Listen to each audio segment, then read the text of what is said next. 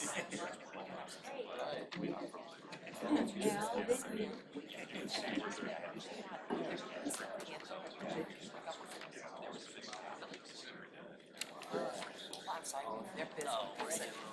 you sure?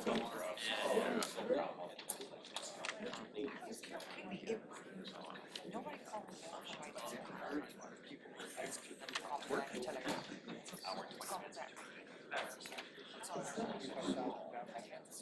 I know. How did they get that much hot air out of that little thing?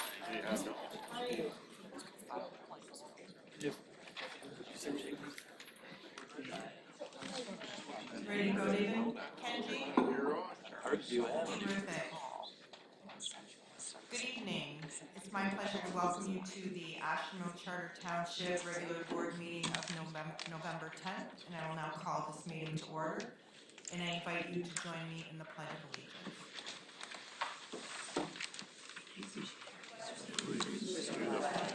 The United States of America, and to the republic for which it stands, one nation, under God, indivisible, with liberty and justice for all.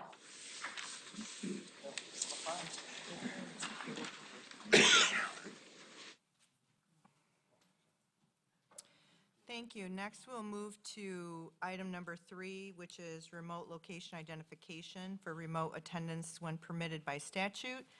I see all members of this body are present, so there will be none participating via remote.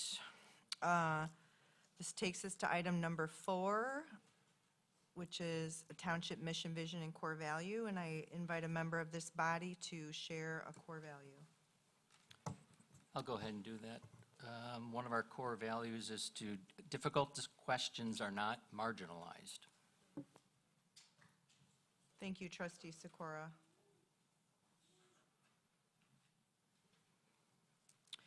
This time, we'll move to item number 5, approval of the agenda. I move to approve the agenda. Second. I have a motion by Clerk Farmer, a second by Trustee Ford. Any discussion? Oh, I'm No, sorry. which agenda, is it the one that's now on the website? Currently, the one that is currently on the website. Website. Doesn't that include a closed session opinion of council on it? No, that's the one that the link was bad. Oh, okay. Just clarifying that. Thank you. Yeah, do you want my copy? No, I have it. I just crossed it off, but Oh, that's the okay. one that was on Yeah. it. Yeah, good. something happened with the link today. I'm good. I believe motion by Clerk Farmer, support by Trustee Ford. Any discussion on the motion? All in favor, say aye. Aye. Aye. Opposed? Motion carries 7-0. Next, many of you have heard that Oshtemo had a tragic loss of one of our firefighters, Charlie Sullivan, last week. And I'd like to take a moment to read a couple words and invite you to join us in a moment of silence in honor of Charlie Sullivan and his service. Firefighter Charlie Sullivan served his community with unwavering dedication and a steady, compassionate spirit. A valued member of the department for 5 years, Charlie was known for his professionalism and commitment to helping others. His dedication, courage, and kindness left a lasting impact on the department and the community he served. Let us come together to take a moment to remember Charlie's life and the service he gave to our community.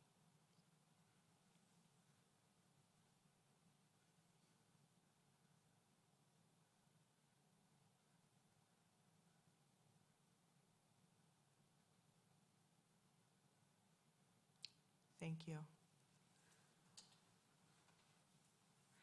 I know our hearts are with our fire department and firefighter Sullivan's family at this time.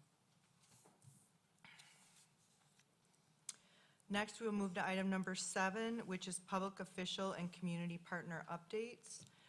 Do we have anyone here from the community, the county, the state, partner organization wishing to speak? Okay, seeing none, I'll close item 7, which moves us into tonight's work session. This is our annual presentation of the 2026 Oshtemo Township Employee Benefit Package, and I'd like to invite our HR Director, Sarah Feaster, to share her work with us.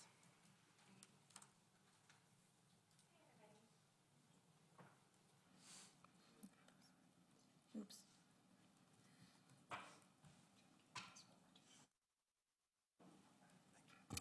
Okay, good morning, good evening. It's not morning anymore.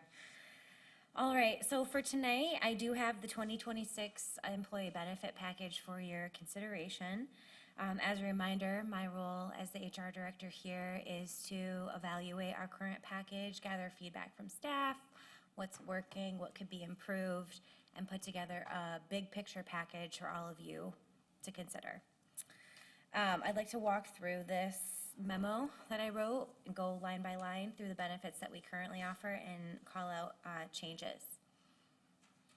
So for medical insurance, the recommendation is to stay with Blue Cross Blue Shield with the 2 different plans that we currently offer, the high deductible plan and the traditional health plan. For the traditional HRA plan, there was an 11.49% increase to premiums, but no structure changes for that plan. On the high deductible plan, there was an 11.42% increase to the premiums.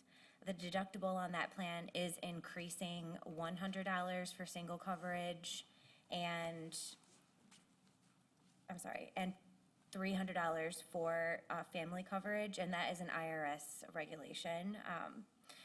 All high deductible plans saw that increase.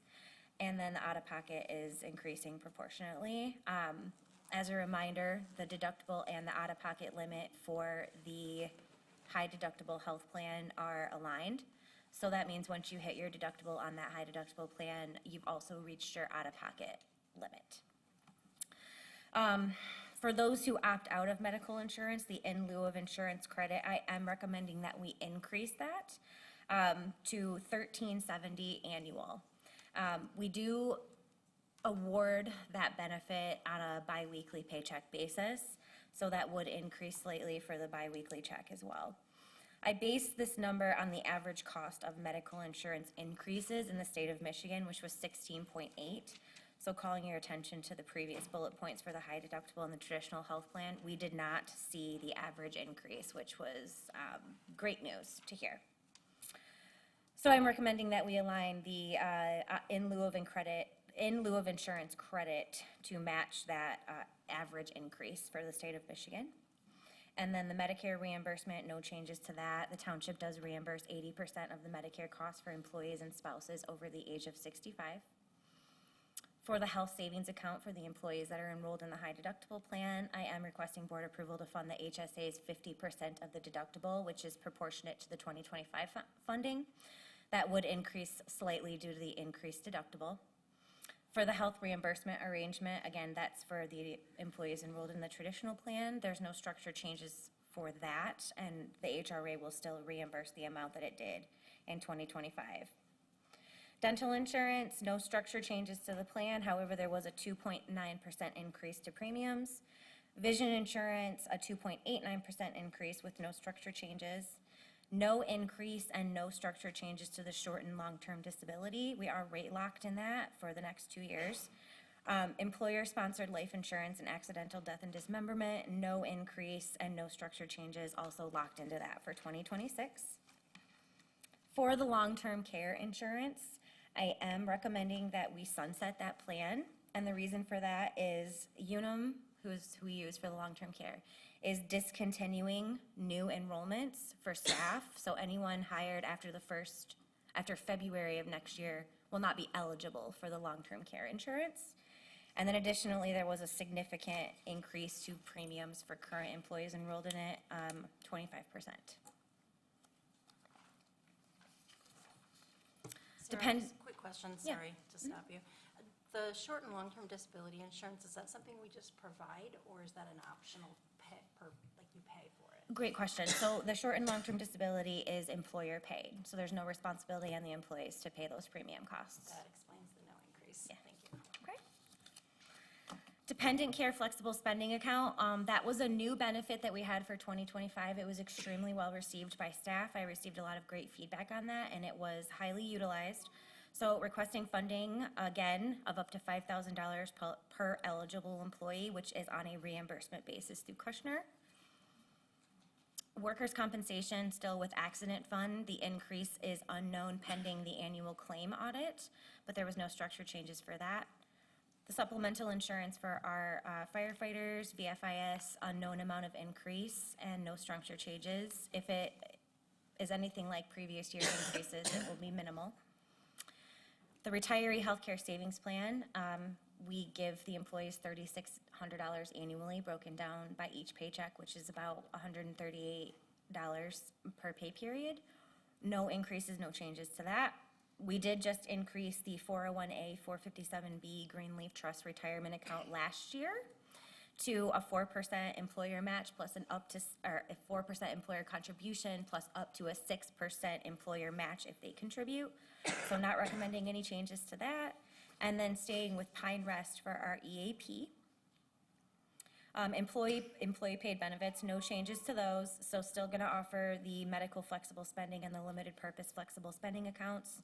Still offering that supplemental insurance through Colonial Life. And then also additional life insurance, should employees request additional above the $50,000 that the township offers. One other thing I did want to call out is there has been a lot of conversation about small group versus large group for our township. So we are over 50 full-time employees at this point, which can be considered large group. However, I looked into this at length with Nolte. We ran a couple different scenarios regarding large group, the move to large group and the impact on premiums. And we were looking at an over 20% increase if we moved to large group. We quoted out Blue Cross and also Priority Health, and we were seeing that amount of increase for both. So it would be my recommendation as well as Nolte's is that we stay at the small group rates for really as long as we can until we can see those percentages make sense for us to make that change. Although we are considered a large group, Blue Cross has not put us in that category yet, so we can stay a small group until, eventually they're gonna make us go to a large group, but we can stay a small group for 2026, okay? And then one other thing I did wanna mention is the benefits that you're looking at in front of you, this package, it is captured in the draft 2026 budget, so no amendments would be needed in order to accommodate this. With that, I would be happy to take any questions that you have. What is the expected, the dependent care flexible spending account at 5,000 per person? What is our expected amount of employees that would actually take that? Yeah, that's a great question. So last year, we saw about $70,000 spend, which I believe is 16 or 17 employees. I budgeted for that plus an additional 4. So I think I budgeted just under $100,000 for that. Okay, I just recall that came up, it seemed like when we were talking at the last meeting about the budget. Yeah, I've looked into the usage on that. I just actually, Claire helped me pull a report from Kushner about if people are using it, and it's anyone that opted into it. I did have a couple employees that opted into it just in case, which is perfectly fine. They didn't use it, that just comes back to us. But the employees that are using it are very happy with how it has worked out for them. And how many employees do we have that take advantage of the HSA? The majority of our employees are in the high deductible plan. We only have 7 employees in the traditional. Okay. So the rest of them, we have about 10 employees that opt out, 7 in the traditional, and then the rest of them would be in the high deductible plan.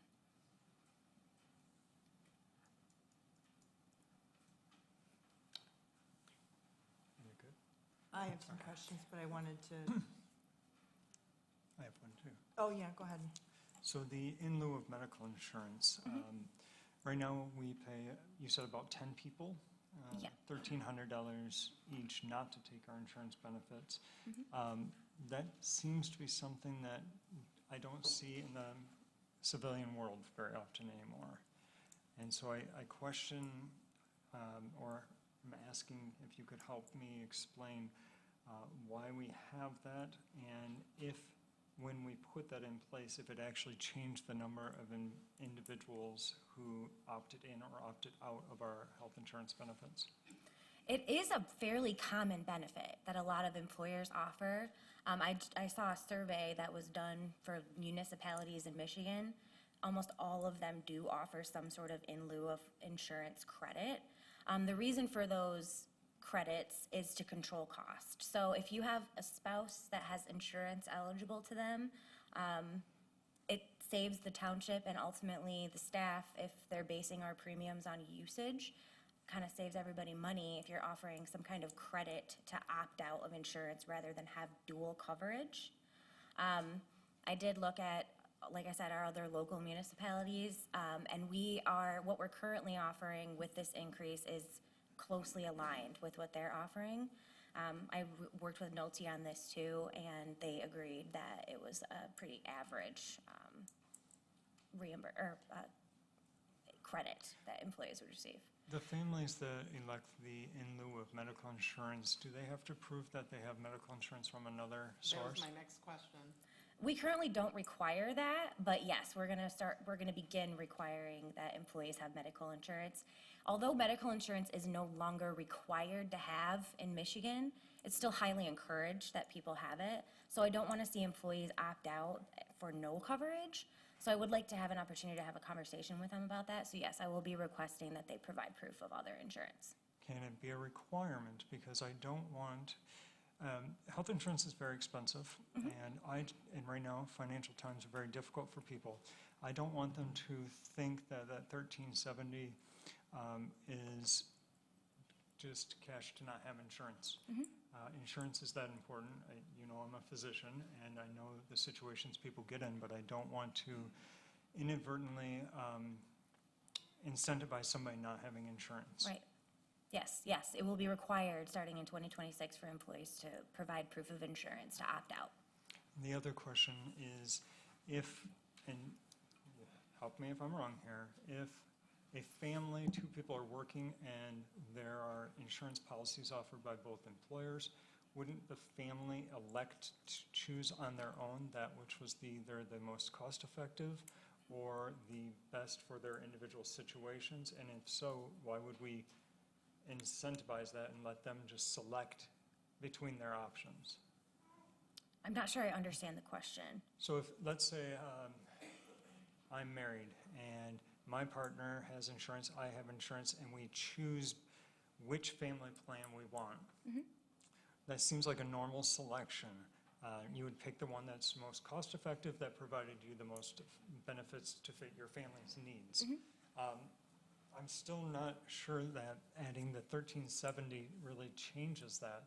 I would think a family, if there was options, would elect to choose the one that was best for them without being incentivized. So I'm not understanding how the $13.70.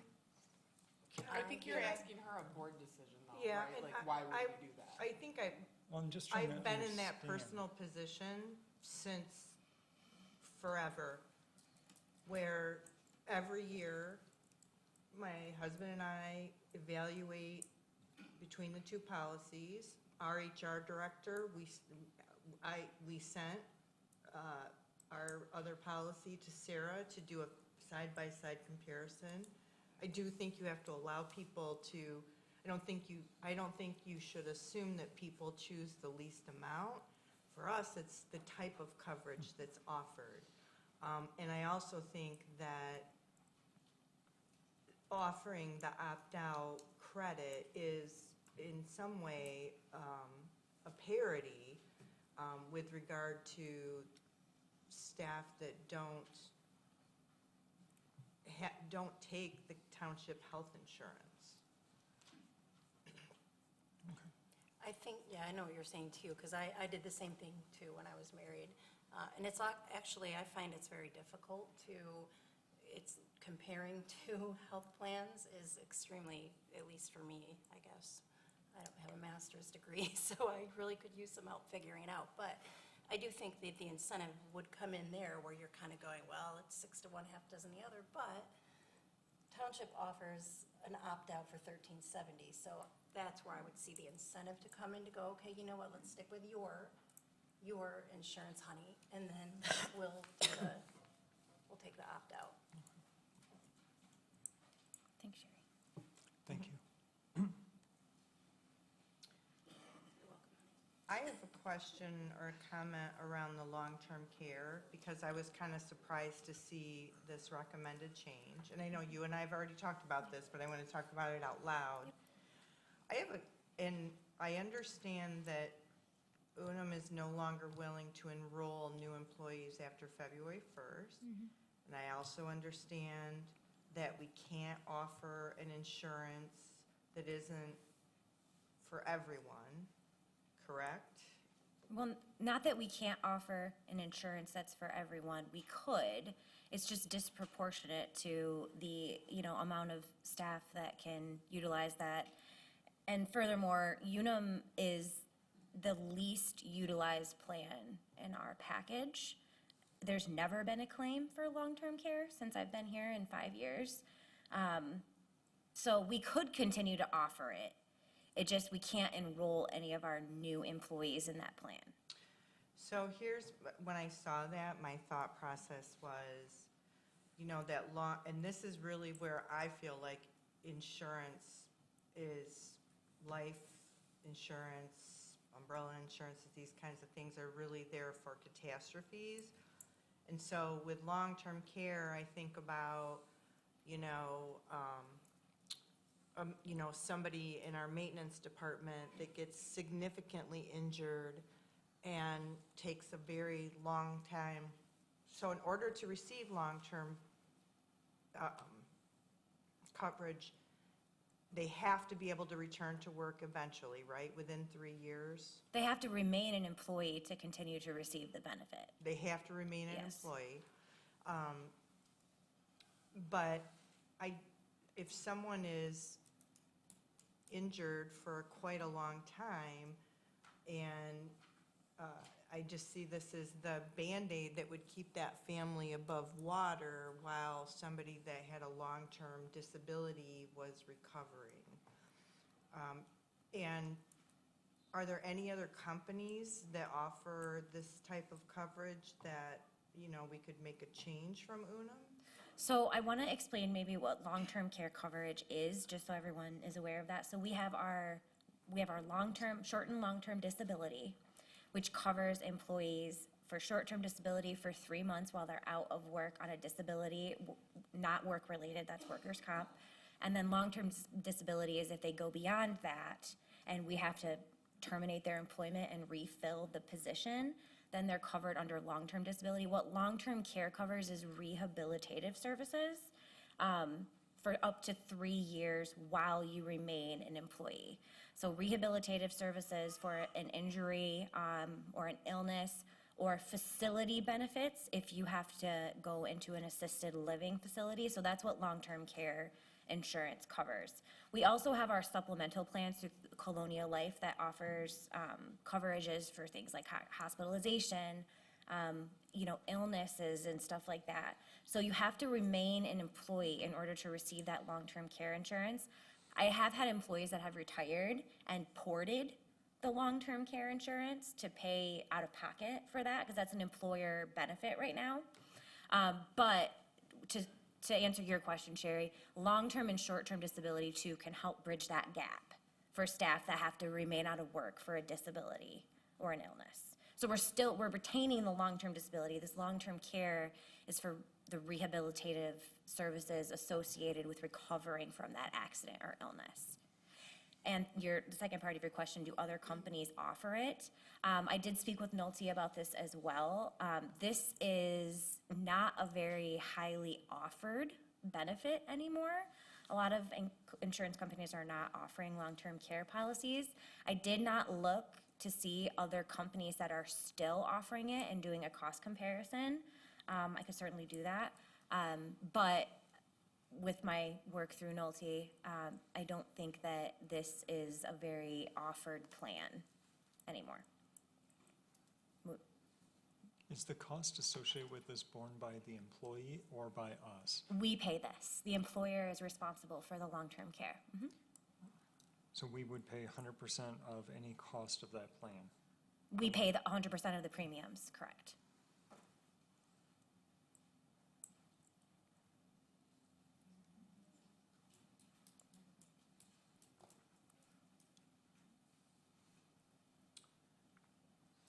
I have one other item that I'd like to speak about with the board. And I spoke about this last year, and I spoke about it at budgeting time this year, and I'm going to speak about it again.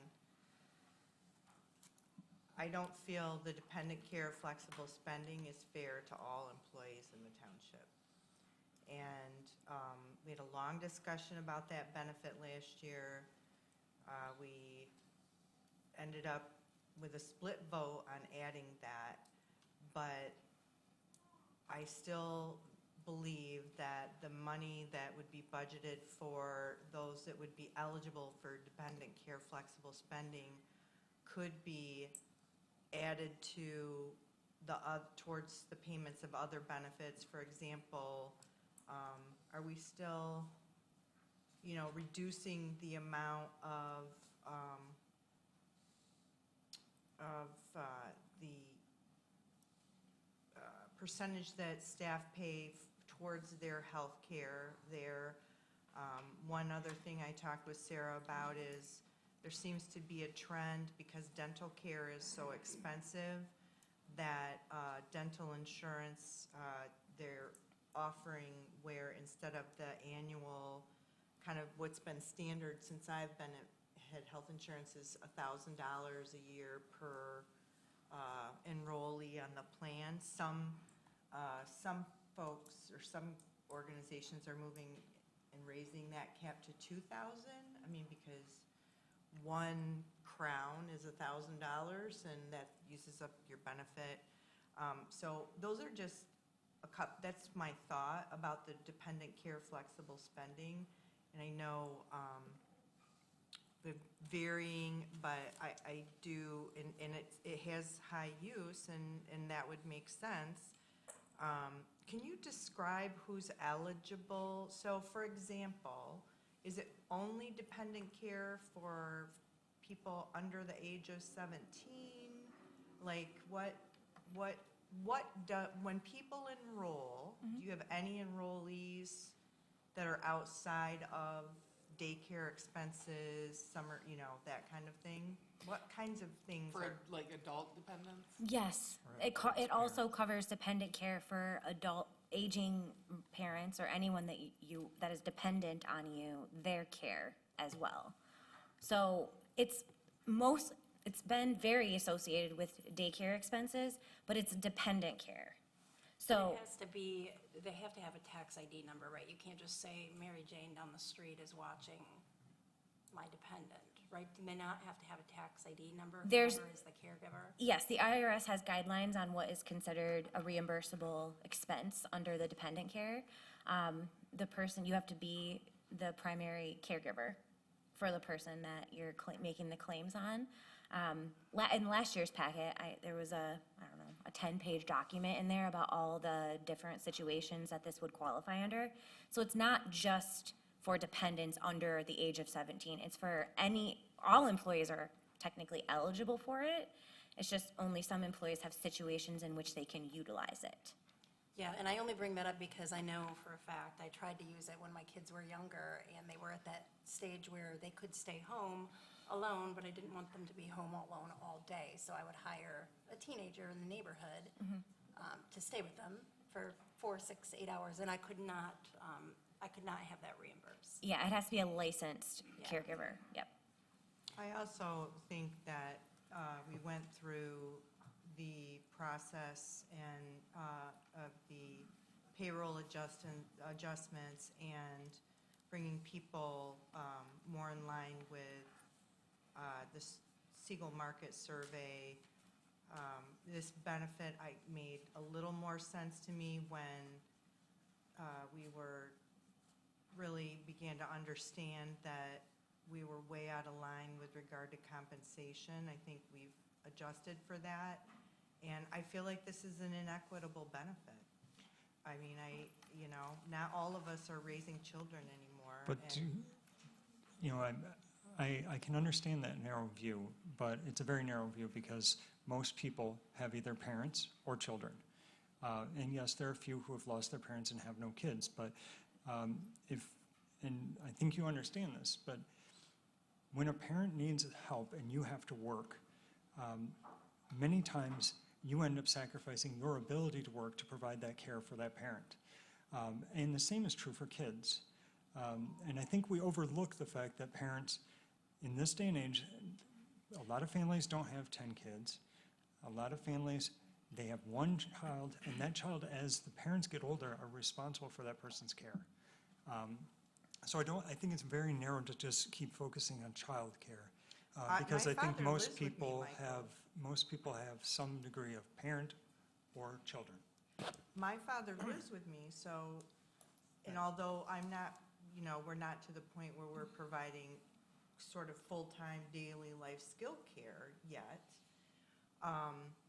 but the conversation last year was that in order to be eligible for this, they had to be a dependent on your 1040. I believe you're the person that said that. Yeah, they do. And so, I mean, my position remains, and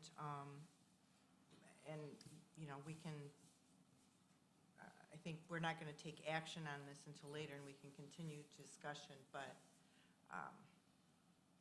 I've got 2 comments on the topic. I think it's important that we have benefits that meet employees at every stage in their life where they're at. I think this one is extremely important to families raising children. It's an enormous cost, as we all know, to provide childcare and elder care. I have no interest in watching us make any changes to this plan. I'm fully on board with carrying this benefit to the next. If we do want to entertain it, I think that it's kind of crazy to be a person that benefits from $1,400 in lieu of insurance and then wanting to take away benefits from others. That seems kind of absurd to me. So if we're going to talk about withdrawing benefits, then I think we're going to have to talk about giving, clawing back those in lieu of insurance payments. It doesn't make any sense either. So I'm happy with the package that you presented. I want to move forward with that.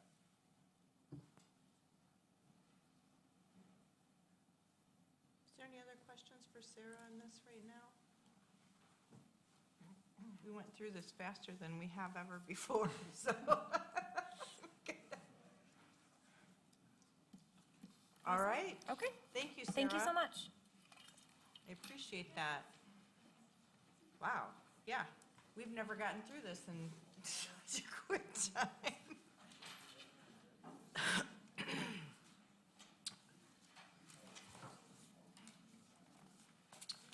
Well, we see ourselves here at 6 o'clock. We do usually take a break around 6:30, as we state that public comment time is estimated at 6:45. Pardon me. But I believe, since it's estimated on the agenda, we can proceed through the agenda? Are we in agreement that that makes sense tonight? All right, excellent. There will be another opportunity for public comment later on the agenda, so if somebody joins us, and they will have time to speak at the later, but I think in the best use of time, we'll go ahead and move forward. So next, we have item number 9, which is public. Wait, couldn't we, yeah, Doing it right now. To item 9, Number which is 9. public comment. I misheard too. Okay. Next, we'll move to item number 9 on the agenda, which is public comment on consent agenda or non-regular session items. So if you're here this evening and wish to speak on a matter that is contained within the consent agenda or a non-regular session item, this would be your opportunity to do so. Gary DeBryan, Oshtemo. I just have 2 requests. One, simply when you guys are talking if you would make sure that you're close to your microphones, because acoustics in here are not the best, and it's hard to hear there. The second one is around the protocol for these public comments. The fact that we get 4 minutes, we're not allowed to ask questions, you're not responding. It just feels to me like I'm kind of talking to a brick wall.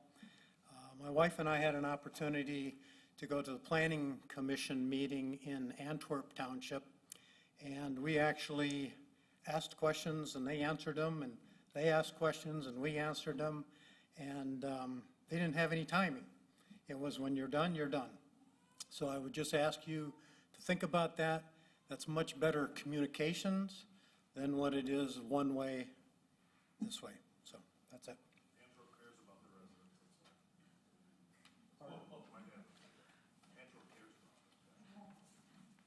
Do we have anyone else here wishing to speak on an item that's either in the consent agenda or a non-regular session item? If you'd state your name and your address if you so wish.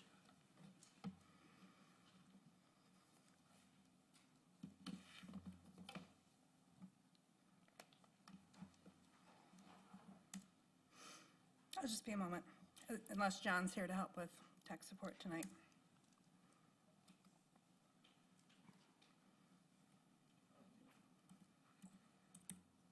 Ms. Schneider, moving forward, personal outside laptops are not going to be permitted to be connected to the township IT system.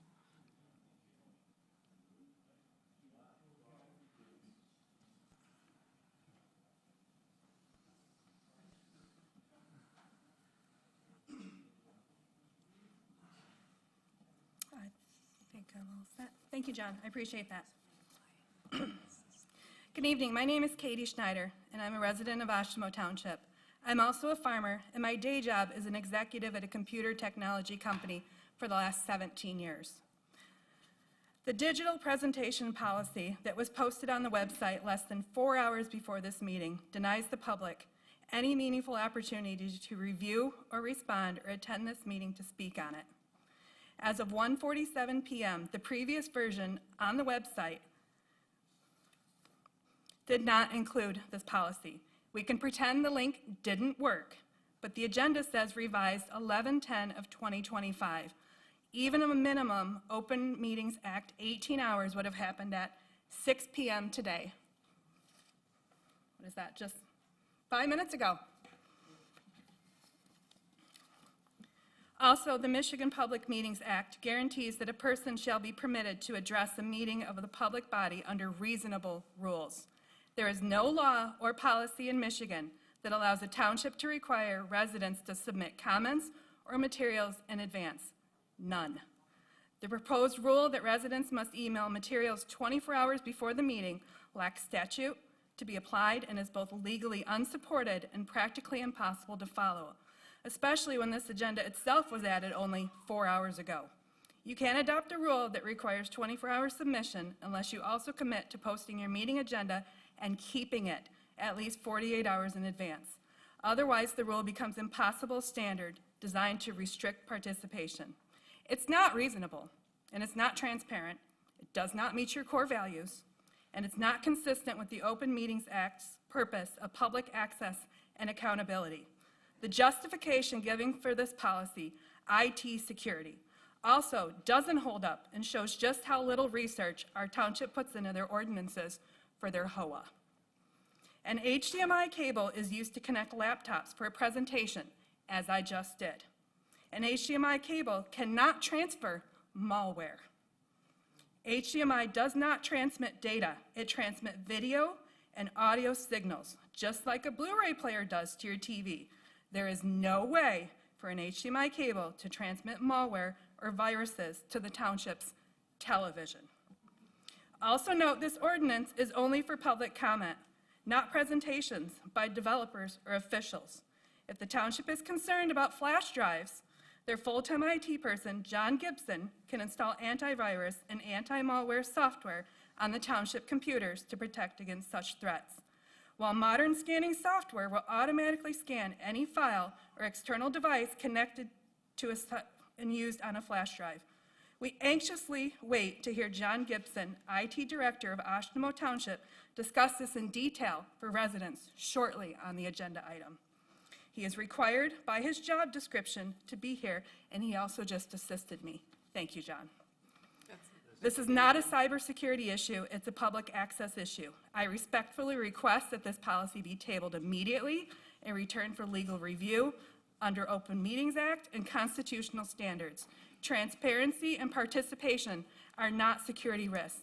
They're a foundation of public trust. Thank you.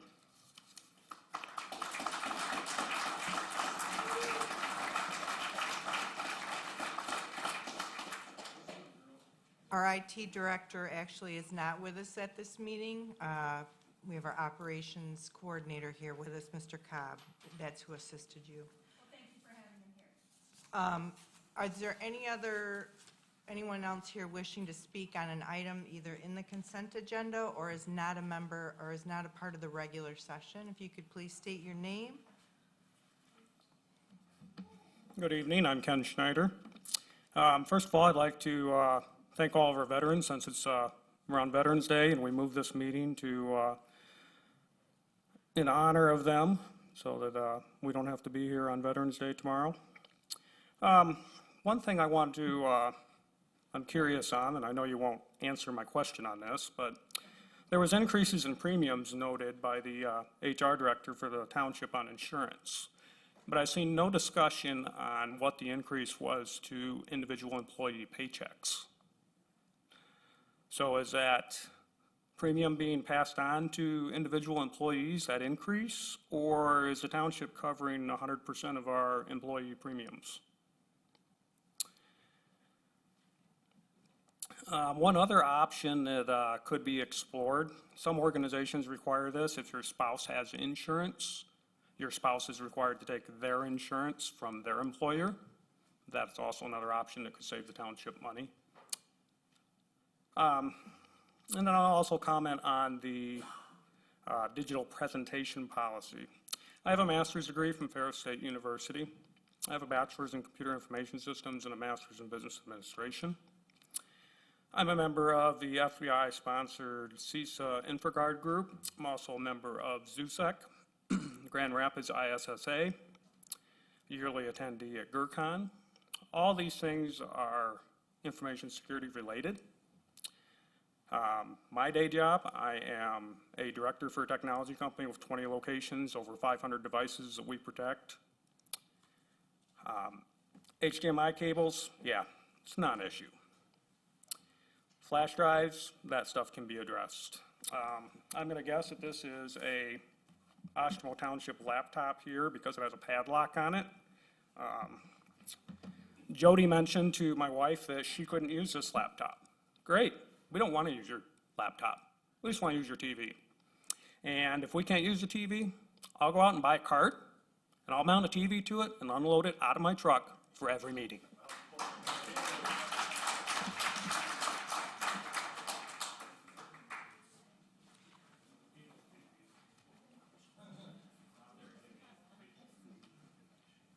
Hello. Hello, my name is Mike. I'm going to actually go with what Katie and Ken were alluding to. I'm going to actually kind of one-up them. I've been in the IT industry for over 31 years, top 50 Fortune 500 or Fortune 50 companies. I can assure you HDMI is not an issue. This sounds like a blocking issue. It sounds like you're trying to prevent them from speaking and presenting ideas.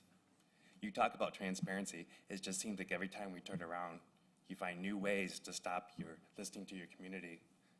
I'm not quite sure why we're doing this and what the point of this is, but I can assure you that is not your issue. If you want to be transparent, let them present. If you're so scared of that, then you need to do like what they were discussing with Antwerp. Have a back and forth. Have a real conversation instead of saying, you know what, here you go. That is not how we work. I'm not quite sure what the point of this is, and I'm not sure what you're trying to achieve by it. But I can assure you, your constituents are not happy.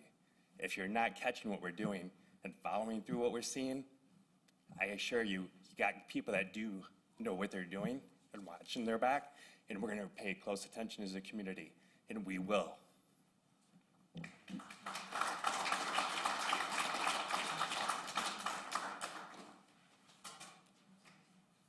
anyone else wishing to speak on, and as a reminder, this is regarding items on the consent agenda or not on the regular session. So the IT policy is a part of the regular session, and we will have public comment at that time again.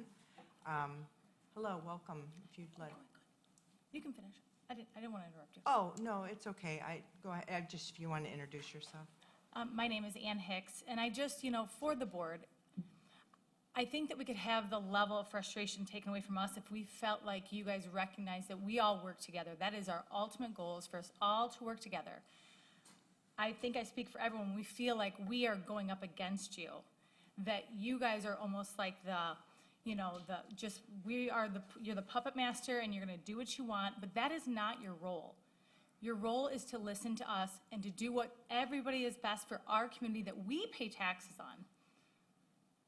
By implementing this new rule with the technology, it feels like it's one more tamper down to stop us from talking.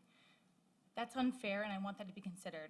I would also like it to be considered that if you are on the board and you're getting paid top dollar, 100% of your salary, that you are here between the hours of operation. Because nothing is more frustrating when I call to make an appointment to speak to you, and the gal up front, she's lovely, but you're never here. And that needs to stop. You guys are not remote. This is a place of employment. I've got to go to my job. You need to go to yours. Thank you.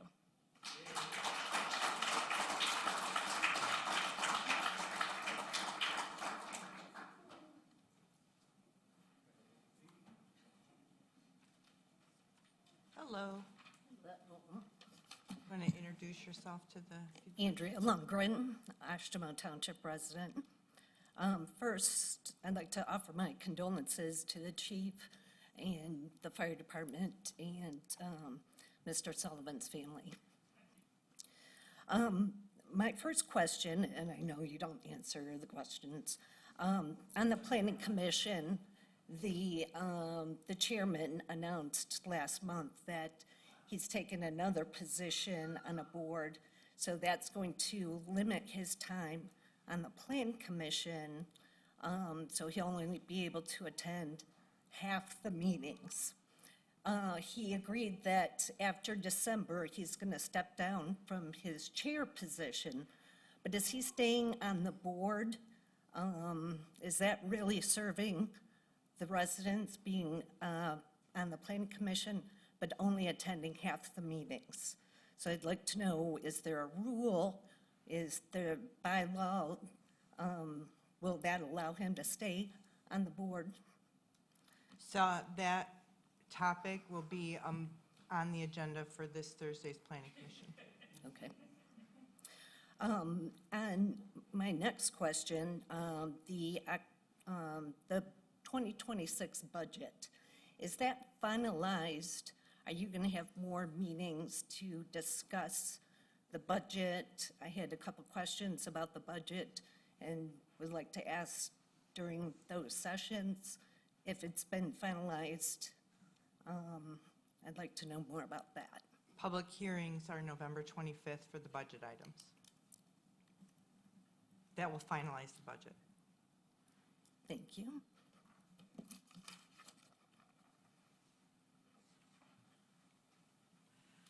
Is there anyone else wishing to make public comment on the consent agenda or non-regular session items? Okay, thank you very much for being here and sharing your thoughts and your questions. As a reminder, Jim, I think, can you provide us,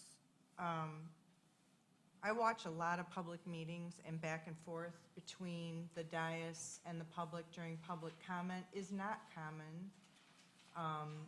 And so, can you describe to us, from your lens, why is that best practice? For most communities, especially this size, it's not common practice to exchange dialogue with the public simply because of time constraints. It's in the 40 years I've been doing this, and I've represented over the years probably, on special matters and otherwise, close to 50 different townships, and it's generally not a dialogue. It's meant to be a township board meeting where people can observe what the township board does during its deliberations. I know this board opens up most items for further public comment. And I think you've demonstrated that, but generally, it's not a dialogue. It's not meant a time to answer questions. And I think every board member that's here has indicated numerous, sorry. I think every board member that's here has commented numerous times that if you want to come in and speak to your township officials, they're here. But no, it's not generally considered best practice to have an ongoing dialogue at a township board meeting. Okay, thank you.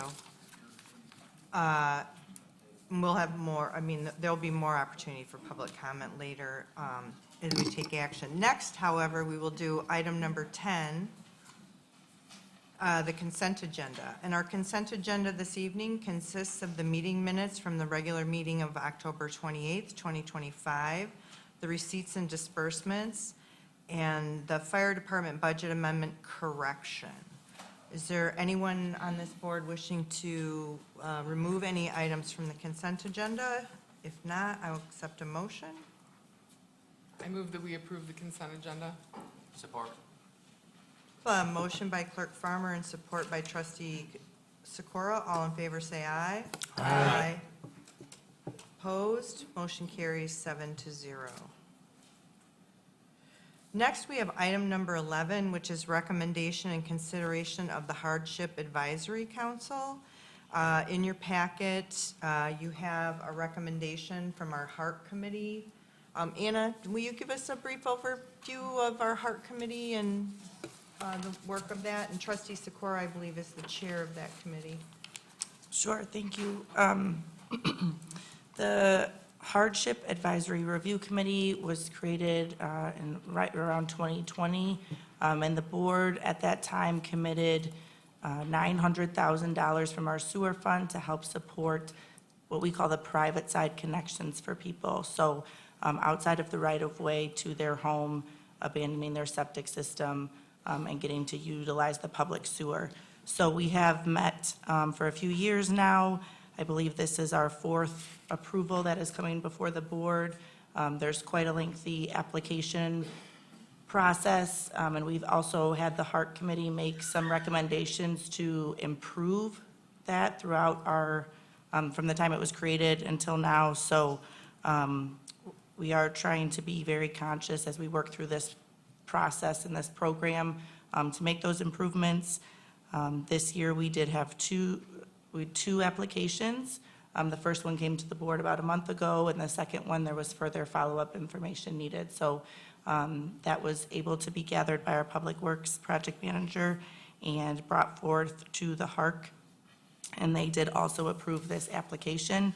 And essentially what this allows is for the resident to solicit some quotes, use the contractor of their choice, and then finance their connection with the township. So they will be paying back the sewer fund over 20 years with interest, but it's a way that they can help manage those costs because depending on your situation, you know, personally, as well as just your topography of your site, how your house is laid out, and what other landscaping might be there, some of these costs can get pretty high. So I think both applications were very good. We went through the process where they had to check in with the USDA first, the United States Department of Agriculture, to see if they applied for some of the federal programs first, and they weren't eligible, which is really where the board wanted HARC to be, was above and beyond people who were kind of living still struggling, day to day with their bills, and they knew this was upfront too much of a lump sum cost. So there's the cover memo, and then again, the second page is just the recommendation page. We're trying to be conscious of people's personal information, and the HARC Committee is comprised of both board representatives, a board of review member, and residents that serve on that board. So those are who make the decision. It is an ordinance we have So we follow that, and we follow the policy about the different income thresholds. So this is another recommendation to approve this application. Thank you, Anna. Trustee Sikora, is there anything you wanted to add to No, Anna's? no, I have nothing to add. That was an excellent explanation and clarification, of everything, and I would make the motion to approve this. Support. Motion by trustee Sikora, support by trustee Ford. Is there any public comment on this item? Seeing no public comment, we have a motion and a second. Any board discussion on this item?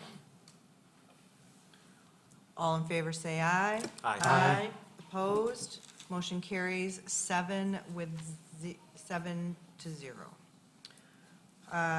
This time, it's just about 6:30, so before we move into item 12, let's go ahead and take about a 12-minute break. We'll return at 6:40, and we'll commence with item 12. So at this time, we are adjourned.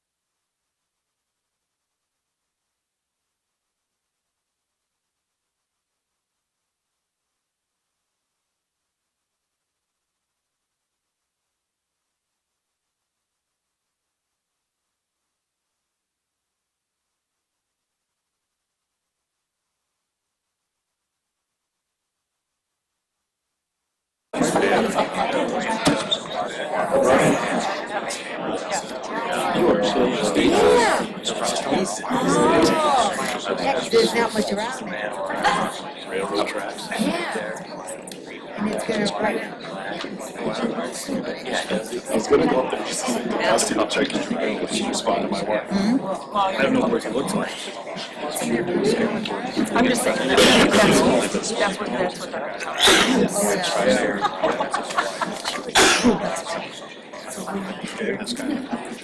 You guys see that?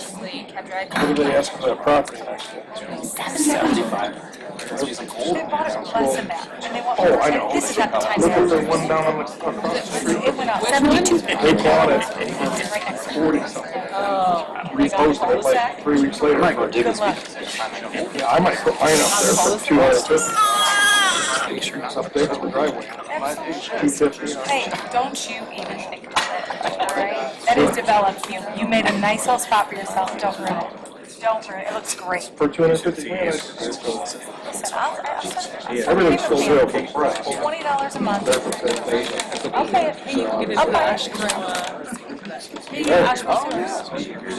$20 a month for the rest of the year. Great. You don't get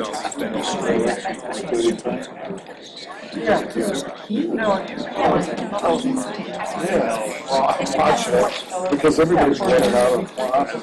So I thought you were going to the prices up. Yeah, but we'll talk about it. No, I'll come ask them about it. Nobody's going to want to move in.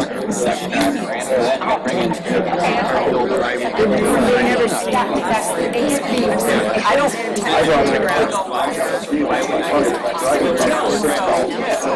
Yeah. Okay. And I didn't. But still. Yeah.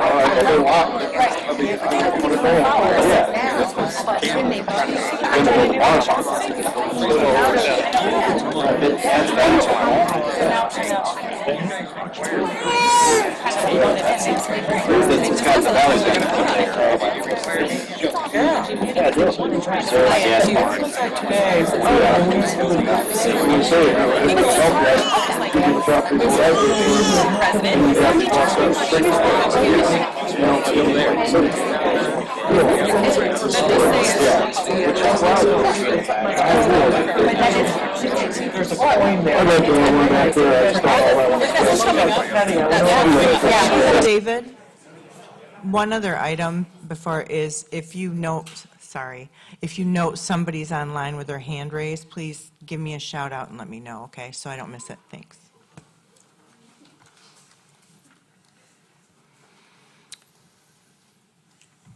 All right, well, it's close enough, 6:39 according to my phone, so I guess that's close enough to 6:40. We will reconvene this meeting. And next on our agenda for discussion and consideration is regarding a public comment digital presentation policy. And so in this memo, I think, let me give you some history. In my experience from previous employers, IT policy did not allow for outside connection to company IT, and that it's actually a best practice. So I know we have some IT expertise here, and we've heard some public comment regarding the simple use of just an HDMI cord. The policy was not brought to to discourage presentations during public comment. It was to provide some IT security to get presentations through the township's IT system and, within 24 hours so that we could have things all loaded up and you would be welcome to use your presentation.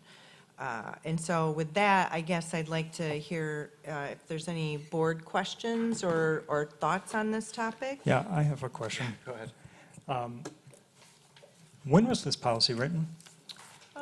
We met last week, the week before. I'd have to check to see when the meeting was. And it was with John IT director, myself, David Cobb. David has a background in IT.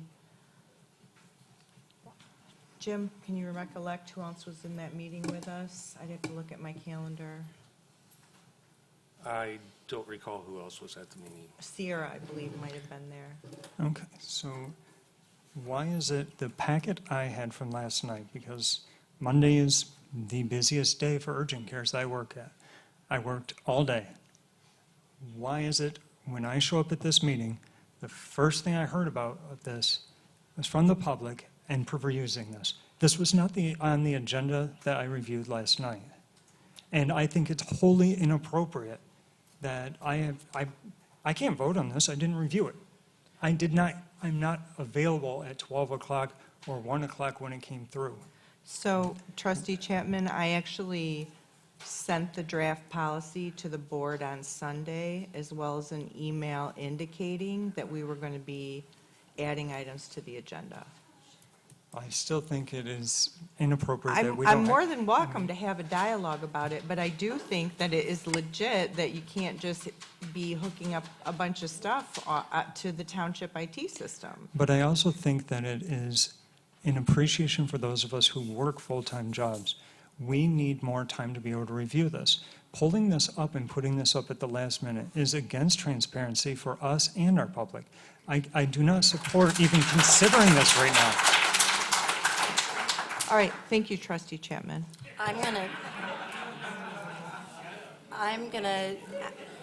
I'm sorry, that was not the intent, if that's how that came across. Michael, did you want to have any other comments? No, other than a motion that we table this until next meeting. Okay. Yeah, I would support that as well, and, you know, I share trustee Chapman's frustration in that I did get a chance to look at this earlier today, but I took it at face value that, you know, I work for a bank, and I understand you plug anything in, even to charge your phone, and you've got IT on you, so to me, at face value, this made sense. So it sounds like there was something that happened that spurred this, and we were not made privy to that. So I just, and I do feel like it's a bit of an overreach. Well, no, it's absolutely an overreach to me to say that people have to submit material 24 hours in advance. I do not agree with that, no matter when this comes back to us, but I think our communication amongst all of us needs to be improved as well, because clearly there was something that happened that spurred this, and it was not just a security issue. Yeah, I just think we need to have better communication before, I feel blindsided. I'd like to still discuss the policy because it's new to me as well. So I'd like us to workshop this policy tonight. Your signature's right on the bottom. If we can. No, I'm sorry, my signature is not on the bottom of a policy that has not been adopted. My name is at the bottom, that is a placeholder for the signature to go after the policy is adopted. So This we're is going the to, first time I've seen this policy. we're going to keep this meeting in order, please. Do you have a motion on the table? We have I have a motion by trustee Chapman to table, supported by trustee Cole. I did want to give other board members the opportunity to discuss before. Yeah, I guess I just would like to have a discussion about what was the motivation here, but then we should really be talking about how do we want to interact with the public during these moments. So to me, allowing somebody to use a digital display to help them express themselves to their government seems totally normal and logical. Allowing general public to connect to our secure networks? No, I don't think we're asking or offering anybody to do that. But yeah, I think, I wished we would have been able to take this up before public comment, because I'm in agreement, we got to send it back for a little bit of work or do that work here as a board. But if there's potholes in my road and I'm having trouble articulating myself, I want to be able to take photos and show them to you. So that's, the 24 hours was really just to help be prepared so that when people were ready at public comment, that their material was ready. So we did talk about, well, can somebody bring a jump drive and connect the jump drive? And that was not recommended as acceptable either. I think the time that was set is, you Yeah, know. anytime you're gonna ask the public to submit content to the government for review before they can do something with it, you're gonna be met with a no. No way.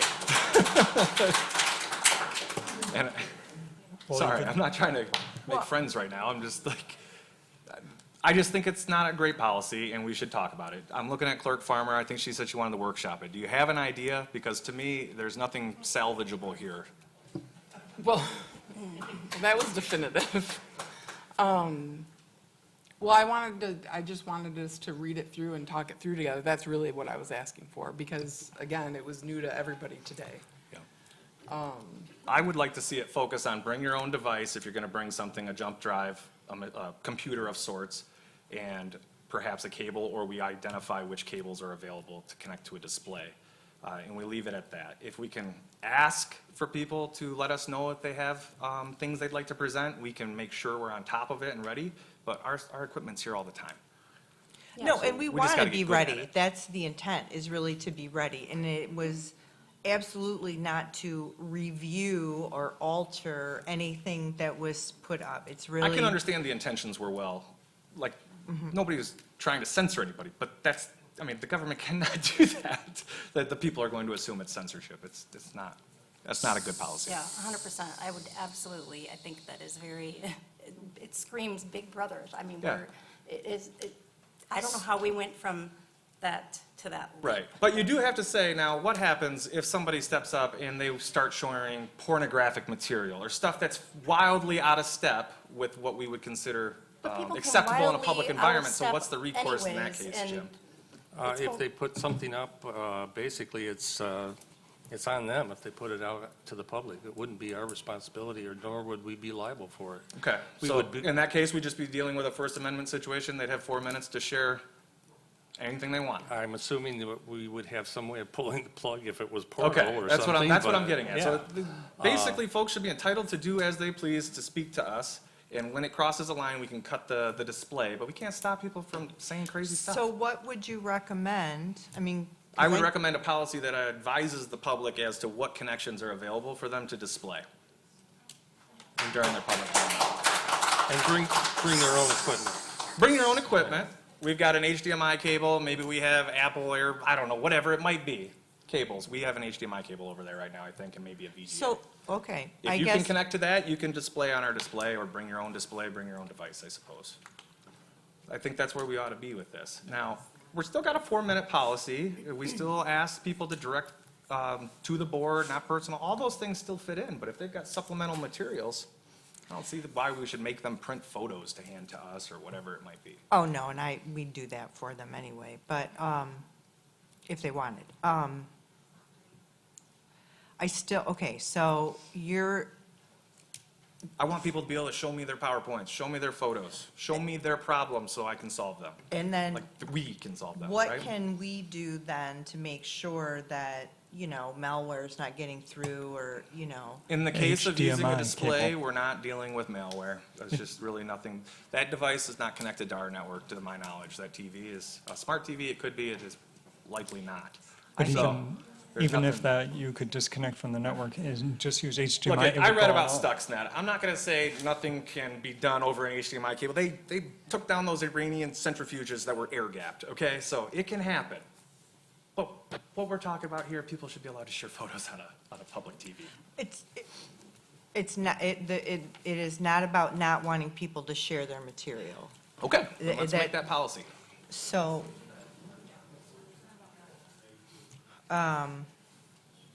okay, so we have a motion and a second to table this.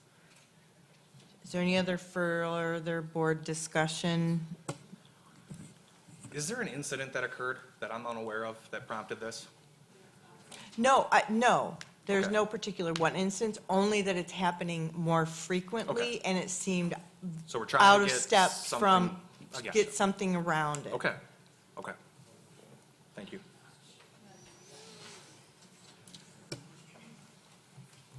So we have a motion and support to table? We do, but I'm going to open it up for public comment on this item. Okay. I think we need a direction rather than just a table, so that when it comes back? I like, think is that's Well, that- we what- haven't, That's what Zach gave you, is direction. That's what, the way I took it.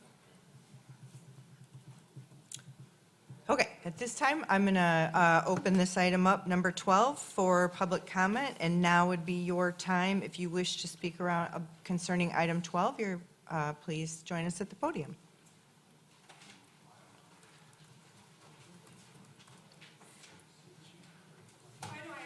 Spoke at this in detail, and we're hearing that this was drafted on Sunday. Can I have a mic, please? Thank you. So we just heard that this was drafted on Sunday. You guys can't answer me what the date was on Sunday. Can anybody tell me what the date was on Sunday?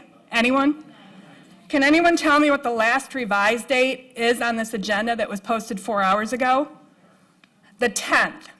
That's Monday, not Sunday. This was not drafted. You just said it was done on Sunday, and you're not allowed to answer me, remember? You said that this was drafted and posted on Sunday. I'm trying to be I'm not- courteous. No, so, thank you.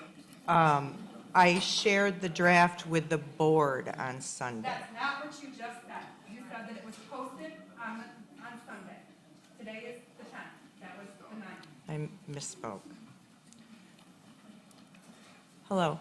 Hello, just a quick thing. You guys are talking about the IT security and things like that, right? And talking about connecting up to the infrastructure and things like that. What's on the wall over there? What's it say?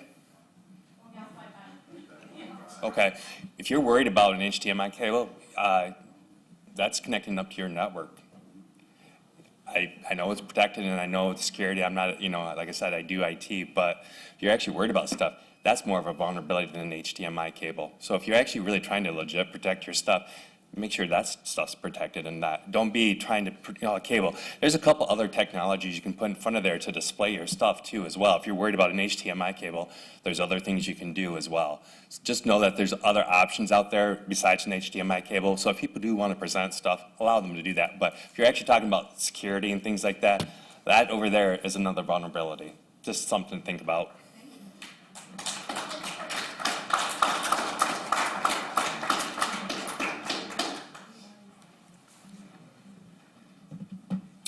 The township's very good at utilizing third-party services. I know the township utilizes multiple third-party services for different things, such as working on master plans, such as hosting your cloud services for IT. One thing I haven't seen is the last time the township did an IT security vulnerability assessment from a third party. Typically in the private industry, it's around $25,000, $30,000. Some of them do physical pen tests. They do pen tests into the infrastructure. Might be something to consider. The other thing that I would like to ask is that you have the township IT director come and talk about this proposed policy when you guys introduce that, because you don't have anybody on staff here that's knowledgeable about that to touch base on the focus behind it, and the public wants to know.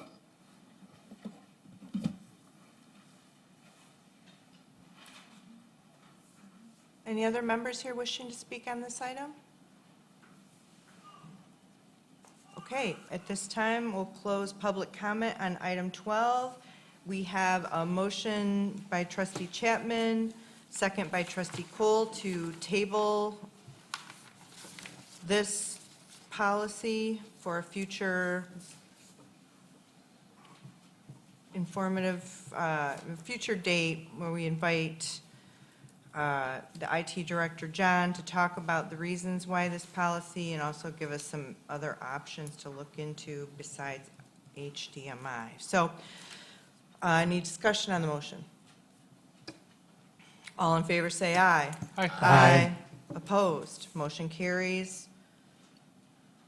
7-0 to table this policy, and we will bring it back at a future date. I do not know what date.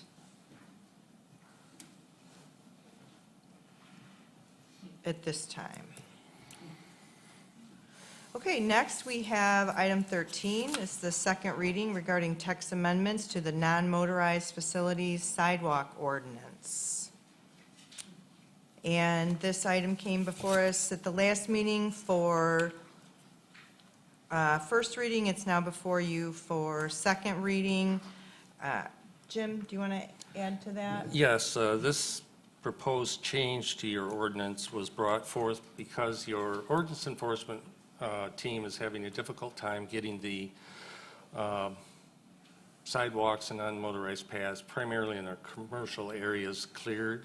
And we have a number of people, especially near the businesses on West Main and Drake. And we have elderly population at a facility just north of there. And these people are having difficulty getting to the stores. And it only takes one store owner to not shovel that path or the sidewalk, and these individuals can't get to the other stores they need to get to. So that was the primary focus here. The only real change or significant change was asking them to clear that snow within a 24-hour period. And that, again, comes at the request of your ordinance enforcement officers.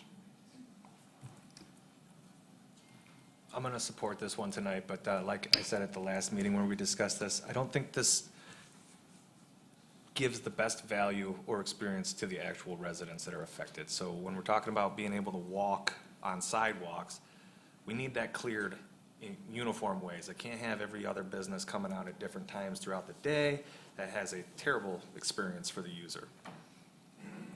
We can't have them all cleaning it. And we've got a bunch of different snow removal companies, essentially, that don't do snow removal as their primary business, doing snow removal in Oshtemo so that people can walk through. I think there's a better way to skin this cat. I think the township could book that service in, on behalf of like affected businesses along West Main, for example, using an SAD. When we're talking about residential stuff, we can rely on the homeowners to clear their own sidewalks, but when in these central business districts, this doesn't go quite far enough. I'm going to support it now. I think we should monitor it. I think we have a better option in the future. I think we did discuss that too, to do Yes. that, right, to contract this out. So, Yes. this is both and. So this is requiring snow removal, and so that ordinance enforcement has a little more oomph with the businesses that are non-compliant. But there's also in the budget funding to discuss doing contracting. What has not been decided is on that, doing broader contracting. I mean, so we have our township maintenance that does that for some of our paths. And now we need to go back and evaluate what streets need to be done. But this felt like the next right step to give our ordinance enforcement with, with those particularly commercial businesses that were just being very, very difficult and challenging. Although I will say, I think I said last time, our ordinance enforcement officer has done an excellent job with making connection with the decision makers at those businesses to get a quicker response. Yeah, no, I agree with Zach that, I mean, if this is the best we can do right now, then of course, yes, I support doing it, but let's just not let it fall through the cracks when it comes time for us to talk about putting a contracted company in to do it. And I agree with the others, except the one thing that I would add is, I like where you were going, Trustee Ford. The Central Commercial District, the concern I have is it's longer than 24 hours. And we live in a lake effect area. In 24 hours, it hardly stops snowing in some days. It continuously snows. I think this is a start, but I would like, ideally, the township to have a contract that says when X occurs or X frequently. Because if you're in a wheelchair or you are walking with a walker where our disabled folks live, 24 hours after the last snow, if it doesn't stop snowing for a week, they could let it accumulate the entire time and we could not do anything about it. So it is a start, but it doesn't address the true needs of that central district. The neighborhoods, people in their neighborhood, I'm not as worried about, but we have to make sure, we have an obligation to those folks to make sure they can access the central business district, because many of them live there because they have limited transportation options. So I think that has to be a priority. And the 24 hours, I know it's the best we could do in this rough, but it doesn't cut it in a lake effect area. Yeah, I'd like to just chime in that when we had our event at the Drake Farmstead last September, we had several people who drove scooters down from their senior housing and came all the way down, and I was talking with one person because they were talking about access to the Drake house, and they were commenting about, oh, I take this everywhere, I go down here, it's really fast, and it allows me to get around, go shopping and everything. And we typically think of people walking, but we definitely need to think of people who are on scooters, on people who are using walkers, and also people on bicycles. There's more, we used to see that on Stadium Drive a lot in the wintertime, people driving down there. It was very dangerous. And then we put in that path, which has been a huge help to try and get people off of the street. But we also need to make sure it's plowed so that it's safe for people to be there.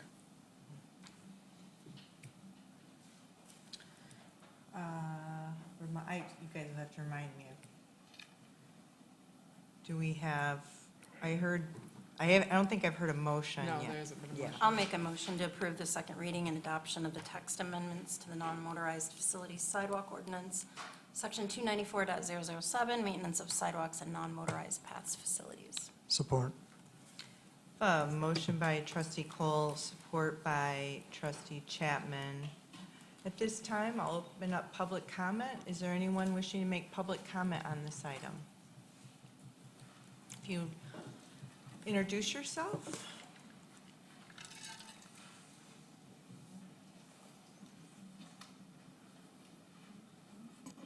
Hello, my name is Katie Libby, and I spoke on this briefly last time to clarify. I still have an issue with this because it's great to say that, this board doesn't think that the residents are going to have an issue, and it's great to say that our current ordinance team is not going to go after residents. But I think putting a ordinance in place like this, when the board changes or the ordinance team or whatever the citation team, whatever they're called, when that changes, they could take this to a different extreme than this board or the intent of it is right now. So I think that if we are considering this, I would think that maybe putting in something about the zone that you live in would maybe be helpful, instead of, holding all of our residents to this same ordinance. When we're saying that we trust our residents do the right thing, then maybe what we need to do is talk about putting in the zone. So if you're in a commercial district, this is applying to you versus everyone. Thank you.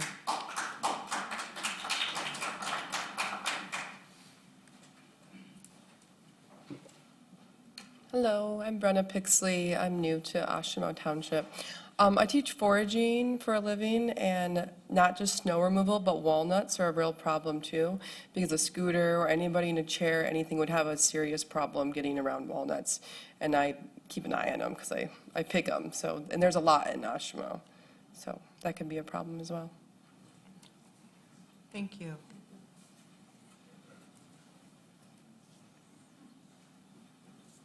Is there anyone else in the public wishing to make comment on this item? Okay, I will close public comment. And we have a motion and a second. Any discussion on that motion? This is a resolution? No. No? Is this a straight motion? Yep. Oh, sorry. I guess I better scooch all the way down here. All right, all in favor say aye. Aye. Aye. Aye. Opposed? Motion carries 7-0.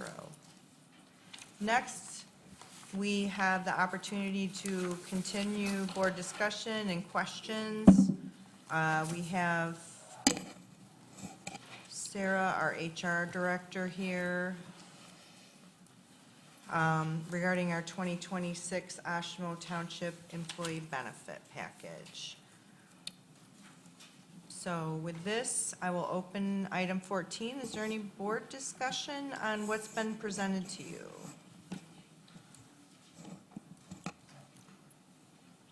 Any questions?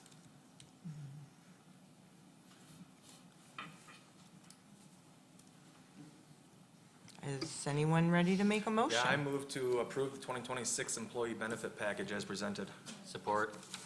Motion by trustee Ford and support by trustee Sakura. So I get, I guess you don't have to stand there. I'm going to go to public comment. Actually, I'm sorry, Sarah.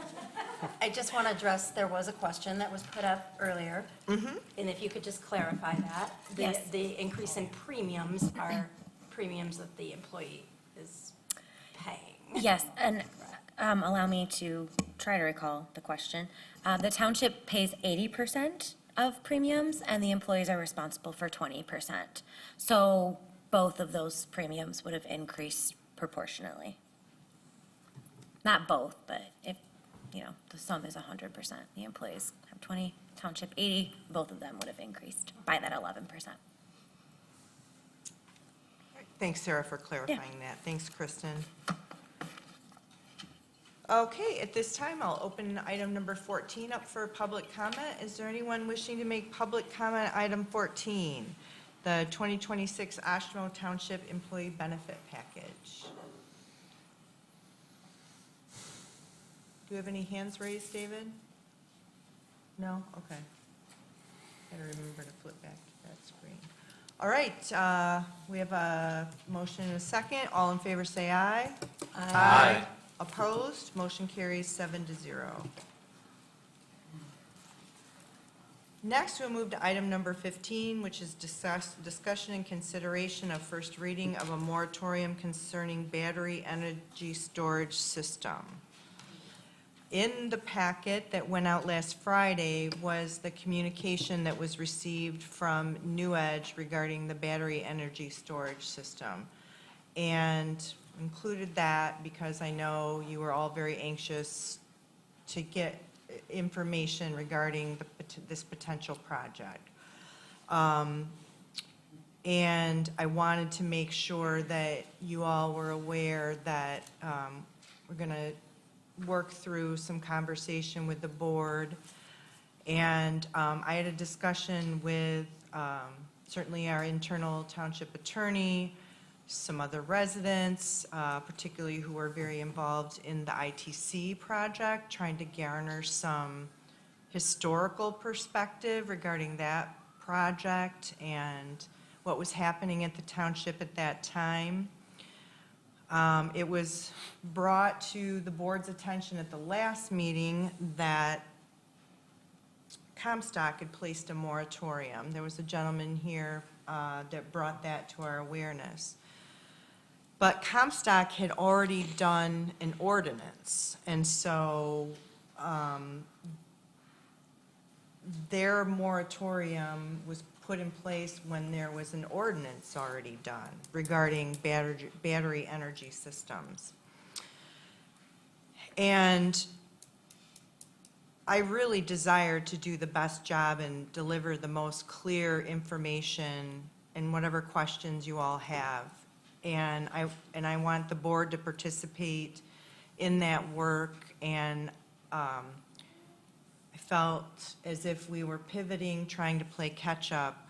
And I understand this doesn't solve the problem. However, it will allow for the opportunity to perhaps consult with some professionals outside of independent professionals. It will allow us to learn what is the difference between a WEO and a CREO instead of trying to learn it on the fly. And so after many conversations and much consideration, I requested an ordinance regarding doing a moratorium concerning battery energy systems until we, the board, can provide clear direction, both for our residents and our planning staff. And what it doesn't do is it doesn't shut the door to a developer going to the MPSC. What it does is it kind of sends the developer a message like, we got to pump the brakes a little bit. And so I understand it's not a full solution, but I do think it's a good next step. And so with that, I guess I'll pause my comments and invite any members of the board. Yeah, I've got a couple questions. Yeah. How do you do a moratorium on something that's not permitted in the township? Well, that's a very good question. The reason, we saw a lot of proposals from the public, resolutions, and a lot of different alternatives. First of all, again, we don't have a moratorium on an existing ordinance, which is sort of standard for an ordinance. And you usually address both zoning and general ordinance adoption. And so given those alternatives, my recommendation was simply to have a general moratorium that the board would pass, a general ordinance that basically says you're not going to approve any type of battery energy storage facility for a year. You're not going to consider it. Part of the reason I didn't like the resolutions that were proposed is I didn't want to interfere with the process that the state has. The state has a very clear process of a planning commission reviewing an item, coming forward with a recommendation. I didn't think it was appropriate for this board to step into that process. And some of the language and some of the resolutions that were submitted seemed to Probably very specific in nature. They were, in my opinion, too specific with regard to what the planning commission should consider or not consider. I think you want to let that process I agree. Play out. Yeah.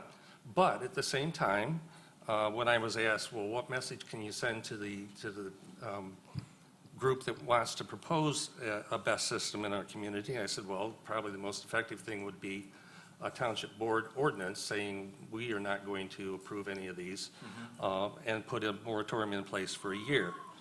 Some people will say, well, why not longer than a year? And my response to that is we probably would be fortunate to have a judge uphold this moratorium for a year because townships and cities and villages are all really just an extension of the state, and we can only do what we're authorized to do.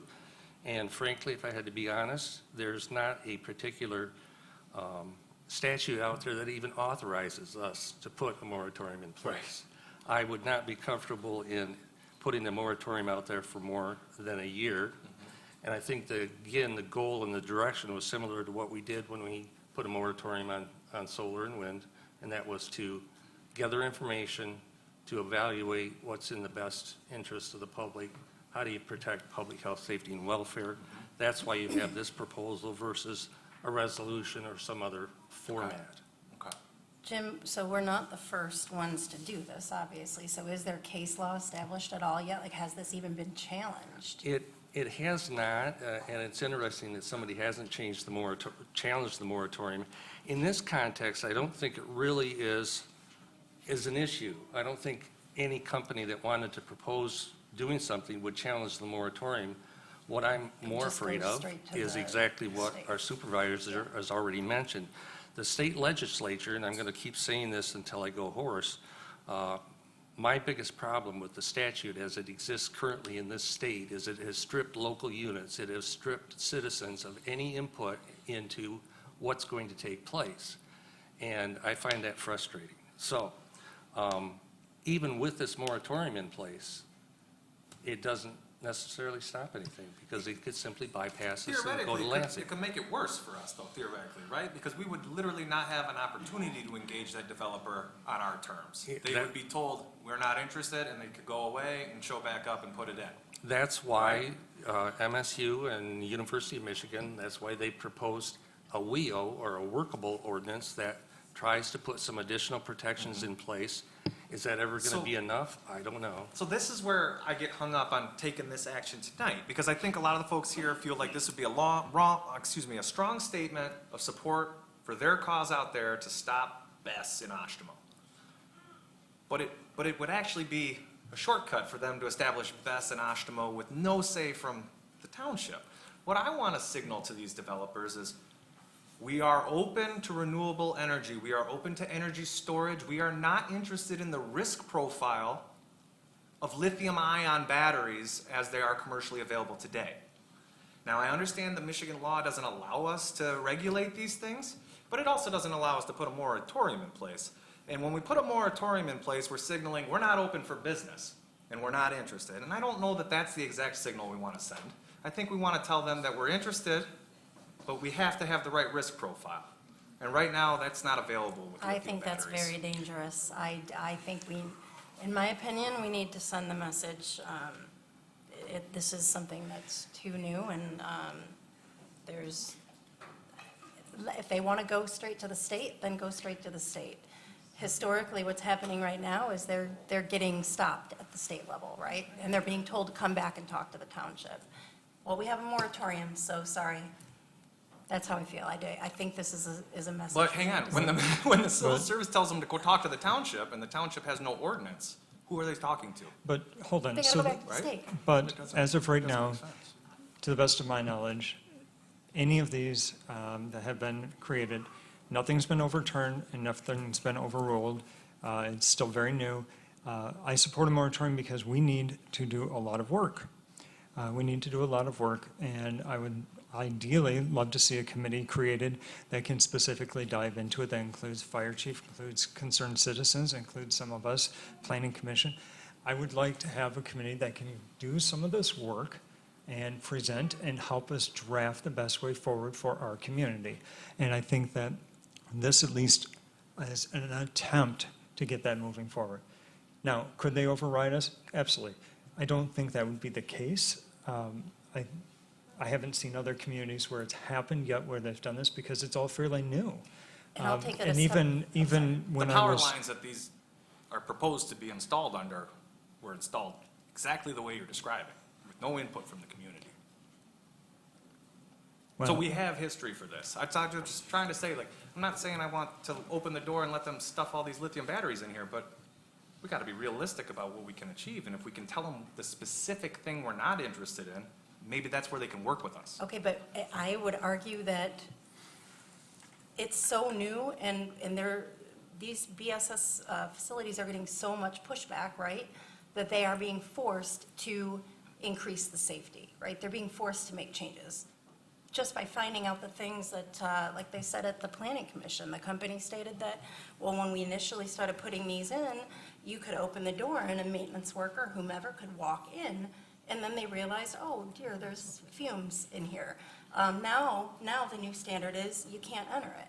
So I think in a year's time, given how this is obviously a very divisive issue, I think in a year's time, I would hope that we are going to see a lot of safety changes. But at this point, I think buying time for that to happen. Lithium-ion technology has been around for a little over 40 years. But these, The safety profile has improved all the time, and that's but as not good as at it gets. this No, no, no. scale, I'm not ta- at this you're- scale of Listen. these facilities. You're not letting me finish my words here. So what I'm telling you is that the lithium is the problem. That's the problem. The fact that it's a battery that stores energy is not a problem. It's the lithium that it's using to store it. That chemistry. I understand that, but we're talking about the problem being if it catches fire and the toxic. I mean, I'm sure it would cost a whole lot of money, but what if they could put them underground or, something that is safer? It would cost a lot more money, of course, for the company, but we don't know if, the way they are right now, yeah. I'm not sure I Well, understand what so you're telling me. I have another question then. So right now, we don't know if a moratorium would hold, but we also don't know if we said anything but lithium would hold either. And given companies being what companies are, they're going to try to go for the most profitable, and we know that sodium ion and others cost more. Right now, we don't know enough as a board, as a group, to truly understand all of this. I appreciate your wealth of knowledge. I will fully admit mine's this much. I think I've told half the residents how much I know. That's all I know. But having a moratorium and creating a committee that would allow us to have a discussion on it and bring in the people and then allow that to make a presentation, include our citizens, include the fire chief, include other people. I mean, I think that's the most reasonable thing that we can do at this point, because I don't know if I can say to them, sodium ion only, or zootopium, I made that up. I don't know if we can do that either, but I think an ordinance allows us to have time to sit down, communicate, get input, share input, and try to build something together. And it sends the message that we are not prepared to make an ordinance, because like you said, we just don't know enough yet. We need more time. I'm going to vote no on the moratorium. It's not because I'm wanting this to come flying through, but because I think a moratorium literally puts us in a worse position to defend ourselves from the things that we're concerned about. And I understand that we're at like an impasse on this one, but I feel very strongly that putting a moratorium in there puts us in a much weaker position. So I have a question. I'm hearing both sides, that we want to stop it until we know more, but also that there's some things that would be acceptable. And maybe this will come out and come public comment, but I don't know what the feelings would be for solar panels or windmills. Are they the same feelings for the batteries? I would guess no, but maybe some of you can clear that up later. And then the underground concept is not going to eliminate any kind of contamination. Right, And and I we mean, I'm already just have a throwing that out there contamination as issue, but, Right. so that kind of thing. So is there something we could write that say, moving forward with a windmill, if that's what comes up later in the meeting, is okay, but we're stopping batteries for right now? Is that something that could be written like in this? I don't know enough about the solar farms, to be perfectly honest, Well- I would like to know more about all of it. We have provisions in place for solar and for wind right now, So they could put those there now? theoretically. This is basically stopping the BESS? Correct. Okay.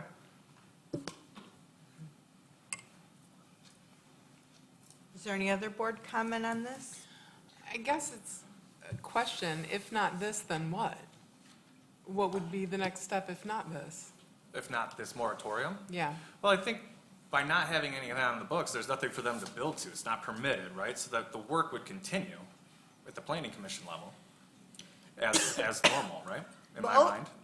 And I think- the one developer that we have has articulated that they're not looking to do anything until H2 26. So if the planning commission gets to work, we could follow our normal processes. Well, I'm not sure that we've really considered, thought out, been informed about the difference between, I mean, we're not required to write an ordinance. It's, I mean, the way I look at it is the law kind of, it tries to encourage the locals to work with, they incentivize working with us, or the developers to work with us. And then, but if we decide to do no ordinance, then it gets developed based on the standards that are in Public Act 233, which then we could lose, right? Because we might not be able to get the setbacks or the noise level or the da-da-da-da. Somebody else will cite it, yes. Somebody else will set it, thank you. So I don't think we've talked about or been educated about the pluses and minuses of those three choices. And I guess, I hope this is a tool that where we could take that time to get educated. I don't want to send the planning commission, I don't think we should send the planning commission off to do the work of drafting an ordinance when we don't know the options between the WIO, the CREO, or the do nothing. Not fully. We can certainly get that education. I felt like we started that process when I was still on the planning commission. So Well, I and that's feel part of what fairly the- comfortable with those concepts, but. That's part of what the planning commission is charged with. If you're going to have a ordinance contained within your zoning ordinance, the way state law is laid out and the way you enact zoning ordinances, they're supposed to be the one to take the lead. They're supposed to present a recommendation. The recommendation could be. That's my understanding too. So there's two sets of boards that need education. Correct. Potentially, Yeah, yeah. so it would start with your planning commission primarily to educate themselves and to bring forth a recommendation. Yeah. I would certainly, again, you're supposed to say objective because unlike some communities, you have the final say. They could come forward with a recommendation that you approve a battery energy storage facility, and this board could reject it. And in that case, then somebody would have to go to Lansing to get approval if they wanted to move forward. But if they design built towards the alignment with the ordinance, then we open our, and the township board says no, then we open that door to liability, right? Then we open that, if a No, I'm saying project- if you didn't approve the ordinance, it would simply die on the vine. Oh, maybe I didn't understand. We'd be in the same place we are today without an Correct. ordinance No governing ordinance. this topic, right? If we didn't approve the recommendation out of the planning commission. So, to me, as the top board here, right, in the township, we should send the planning commission on that quest. Go roll up your sleeves, do that work, study it, make us a recommendation. Then it's our turn to take up that work, study it, and make a recommendation. Or adopt, or tweak, or whatever it might be, but. So we also have a comprehensive master, I mean, there's other big projects in the planning commission right now that are rolling up to the board. And I also believe that by placing the moratorium, it will allow the planning commission to finish that work before they took up, researching and taking a look at battery energy storage. I don't see how that, a moratorium, no moratorium, what does that do to the planning commission's time? It's finite and limited, that doesn't change here, I don't think. So, I don't know, I don't see the value in it, I'm gonna vote against the moratorium, but it's not because I want batteries come flying in, it's because I think we have a process and we ought to follow it. But, and I think dual board education is gonna be the key, right? Because the planning commission might bring us a suggestion, but if we don't know the outcomes of each option, how are we supposed to vote on their suggestion?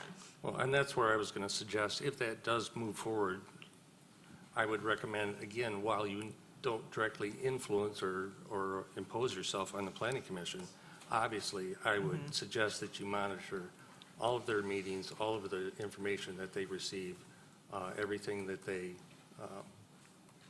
look at, read, study.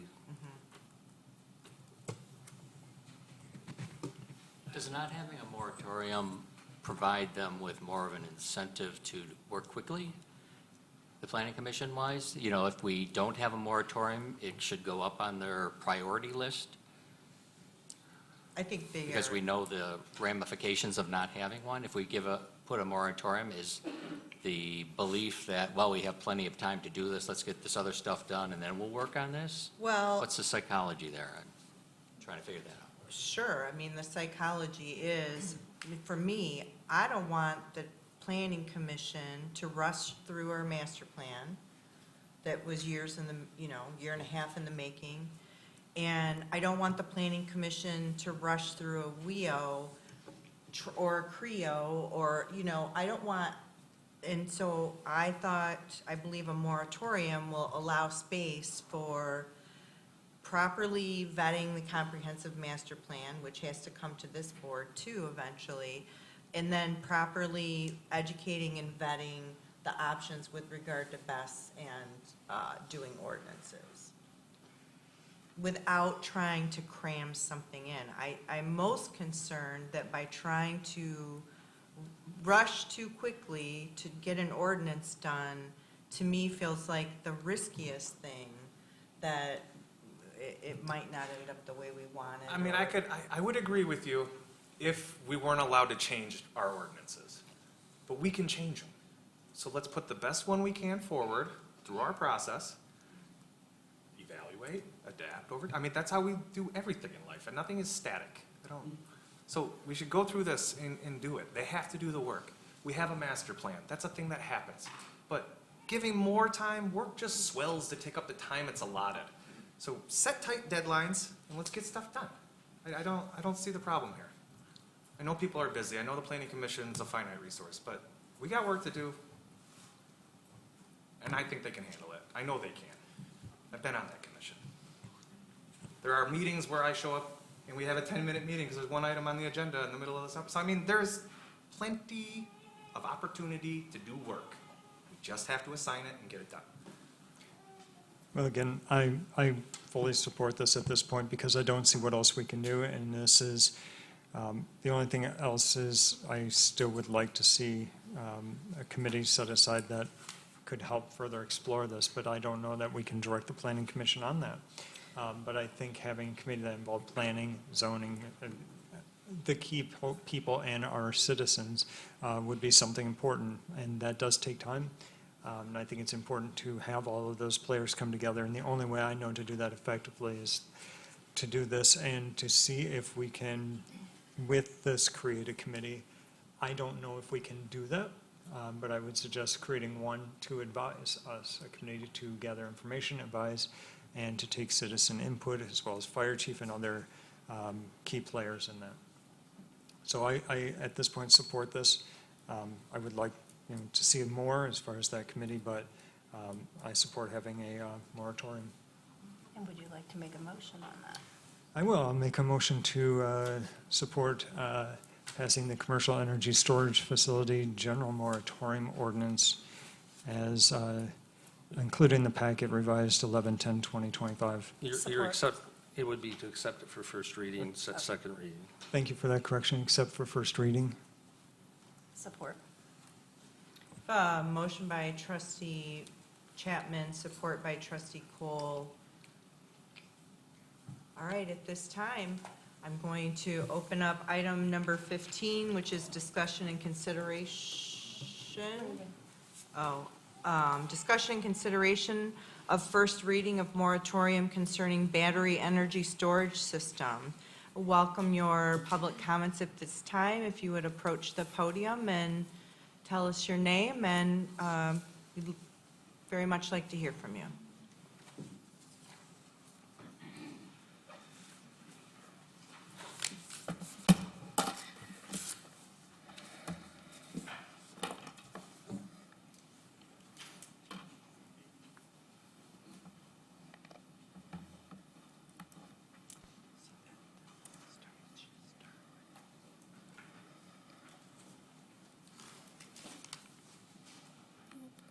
A little ahead of myself here. Right?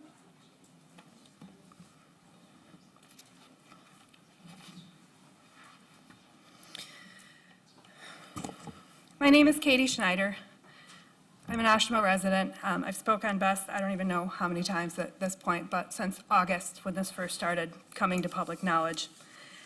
Tonight, we're asking the Oshtemo Township to enact a one-year moratorium ordinance before advancing the energy systems ordinance, not to block renewable energy, but to ensure safety, transparency, and coordination with neighboring communities.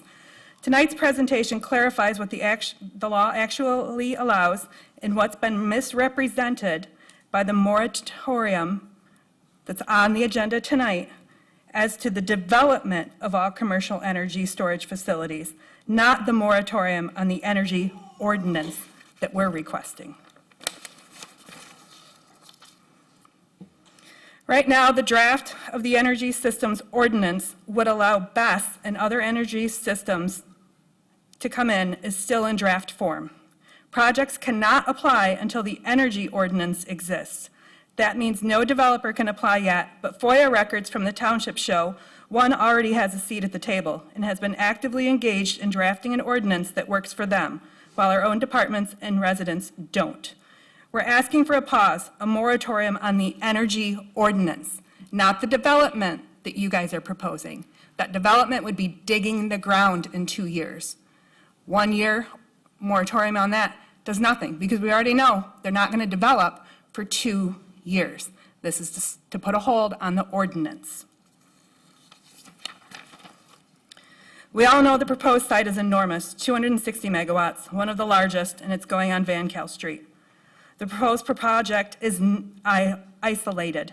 It's on the county line, sitting in Kalamazoo County, but bordering Van Buren County, and surrounded by 5 other townships. If there's a fire, explosion, or toxic release, those neighboring townships, not just Oshtemo, will be affected. Yet none of them have been notified or invited into planning the actual energy ordinance. As of today, nearly 20% of BESS facilities have had incidents reported. These incidents have included fires and explosions that cannot be put out. They must be left to burn, often for days. Some have had toxic plumes that travel up to 40 miles and 20 miles of soil contamination. What is a moratorium ordinance on the energy ordinance? A moratorium is a temporary pause. It does not stop renewable energy or the development forever. It simply gives the township, residents, and emergency services time to investigate safety issues, review BESS incidents across the U.S., get public feedback, and write strong rules before projects are allowed. Think of it as a timeout for responsibility. What we have on the agenda tonight, again, is to stop the construction or the development. It does nothing to stop the developer from taking advantage of the energy ordinance.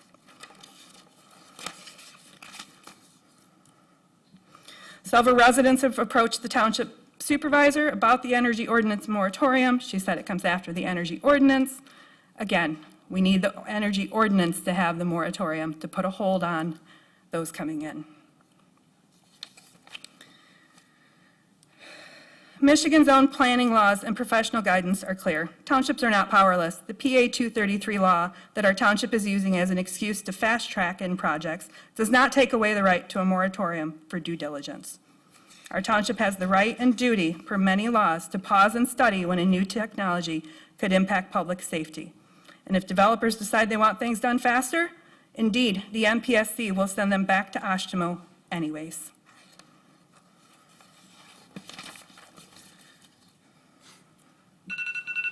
The process so far has not been transparent. Developers were given early access to the draft and suspected influence. Residents and even neighboring townships have been shut out. And FOIA requests for documents related to this project and the ordinance have been delayed, purposefully omitted, and illegally denied, drawing further attention and suspicion. This isn't how open government works. Time, Ms. Schneider. Would you like to speak tonight?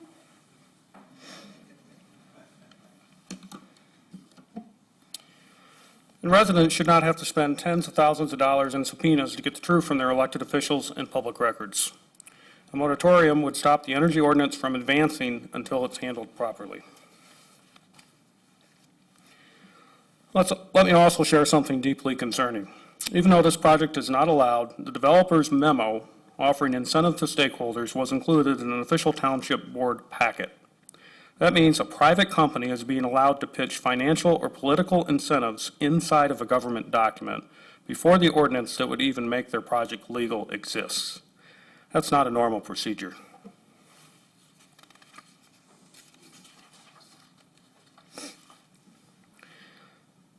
Without a moratorium, this ordinance can get pushed through in just one meeting, one township board meeting. The draft has already been written. The planning director, Jody, has shared it through the developers. Supervisor Bell carries it around with her telling residents they cannot see it, though. The energy ordinance can easily get pushed through before anyone has a chance to ask questions, and out-of-state, startup developers get to take advantage of Oshtemo and surrounding communities with nothing to lose. With a moratorium, we create transparent, regional, defensive processes that protects residents, first responders, and property owners.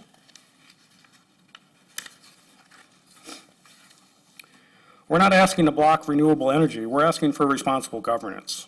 A one-year moratorium gives us time to make sure this ordinance protects every township within reach of a BESS incident. This is not just Oshtemo's issue. It's Kalamazoo County. It's Van Buren County. And with a 20% chance of history repeating itself, again, this is a tenable risk that cannot be ignored. Thank you for everyone in this room that came out tonight. Together, we can get this right. Your neighbors will be available after the meeting to answer any questions you may have or to pick up yard signs.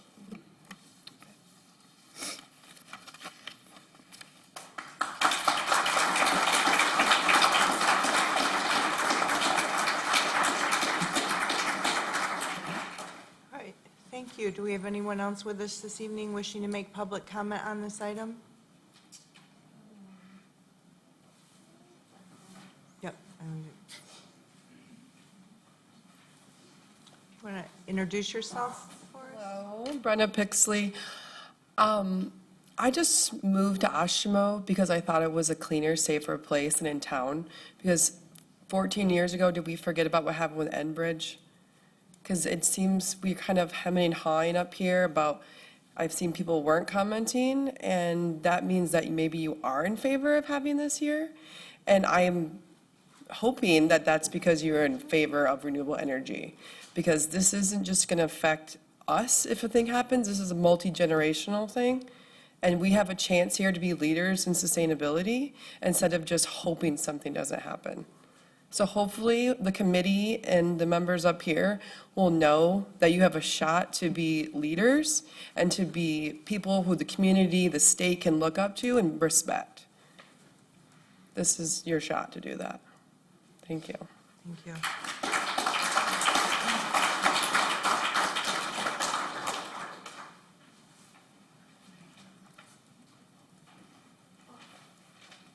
Wish these meetings weren't so close to bedtime. Good evening, I'm Amy. So I have a kind of a pertinent question that I feel like hasn't really been addressed is if the BESS goes through, who is it for? We don't have, they're like, oh, it's an energy storage system. But is it for Kalamazoo? We don't have rolling blackouts. Every time you look up, oh, what's the BESS for? It's for Tesla charging stations, for data centers, because all we need is more internet. It's so great for our kids. It's really, really awesome for us. So that's one of the questions I have is it actually for locals? Do we get any benefit? Are they going to sell their excess energy back to local communities at a discount? I don't think so. That's not how they work. Also, if we do have one here, so we have this BESS system. Are we getting a data center? Are we getting Tesla charging stations? I mean, the grid can't support that currently. So where is that extra energy that they're going to store come from? Are we getting a bunch of solar farms here in Michigan? Because that's not why I moved here. Another thing, it's Michigan. Where we don't have that much wind. It's cloudy, like 90% of the year. So why are they bothering to put this here is kind of one of my questions. Also, the Planning Commission, I actually went through and read the 240-page proposed thing. And they have some really interesting things. They keep talking about bike lanes. Once again, we're in Michigan.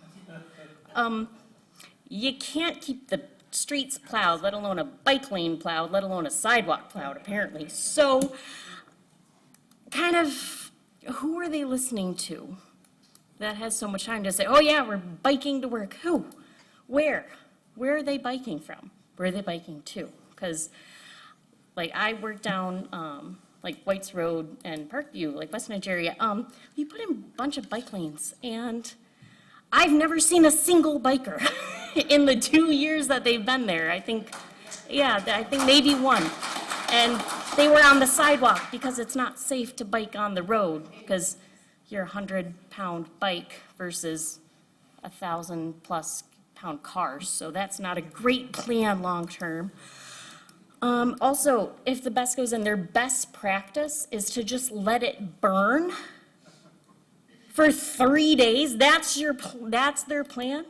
They're like, oh yeah, it's a great idea. Let's put it right in a residential area. Stellar idea. Who picks up the docket for that when it goes bad?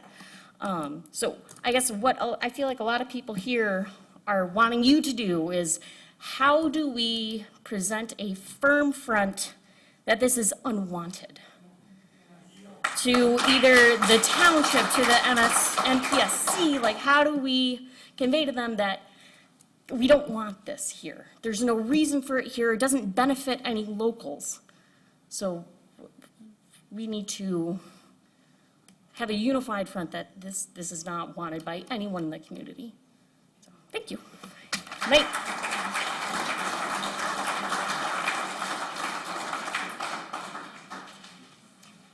Good evening. Jason Holloway, local guy. One thing I will admit being remiss in is educating myself on this issue prior to basically a week ago. In my effort to educate myself, though, on the Oshtemo Township website, the quick links for meetings, minutes, and agendas, as of right now, is error 404. So nothing is available on the website for review. So I wasn't sure if the board was aware. I'm sorry, could you state that again? The quick link for where? The quick link on the Oshtemo website for minutes and meetings agenda. At least it is for me at the moment. So I just wasn't sure if you guys were aware, so that way it can be brought up and I can have a chance to review previous board meetings and minutes on my own time. All right, thank you.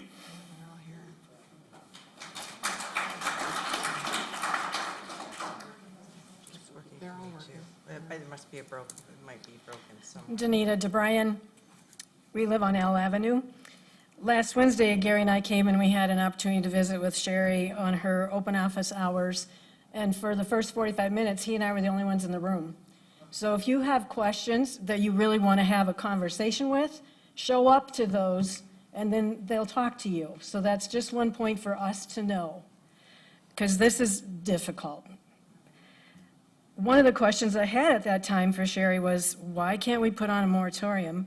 And then it came back was that, well, we can't do that until there's an ordinance, and we're not going to influence the planning commission, so we can't do anything, but now there's a moratorium on the agenda. I don't get which way it is. When does stuff happen that it can and then it can't, and now it will, and now here it is, and now we're going to vote on it? That's not how it should work, especially when you see all of us saying we don't want it at all, under any wheel, creo, whatever circumstance. And the thought that one of the planning commission people is in conversation with the Edge company about what the ordinance could be, and maybe we'll tweak a few things, we're not sure, we'll look at what Comstock's doing, that is a total blindside to us. And we feel betrayed, I feel betrayed that you don't have our backs. How many of us have told you we don't want it? We don't want it at all. So figure out a way to keep it out of here. Say no every time. I don't know how else we can make this more clear. Is there anything else we can say? You can't build an ordinance, well, we'll make it with 300, maybe 500-foot setback. That'll make it better for them. No, it doesn't make it better for anybody around here. And if money is the incentive, if it's the kickback you might get in taxes from them or whatever it is, God forbid that be your reason. You put all of our lives in danger. Our property, our futures are gone. Don't forget that. You'll be responsible. Thank you.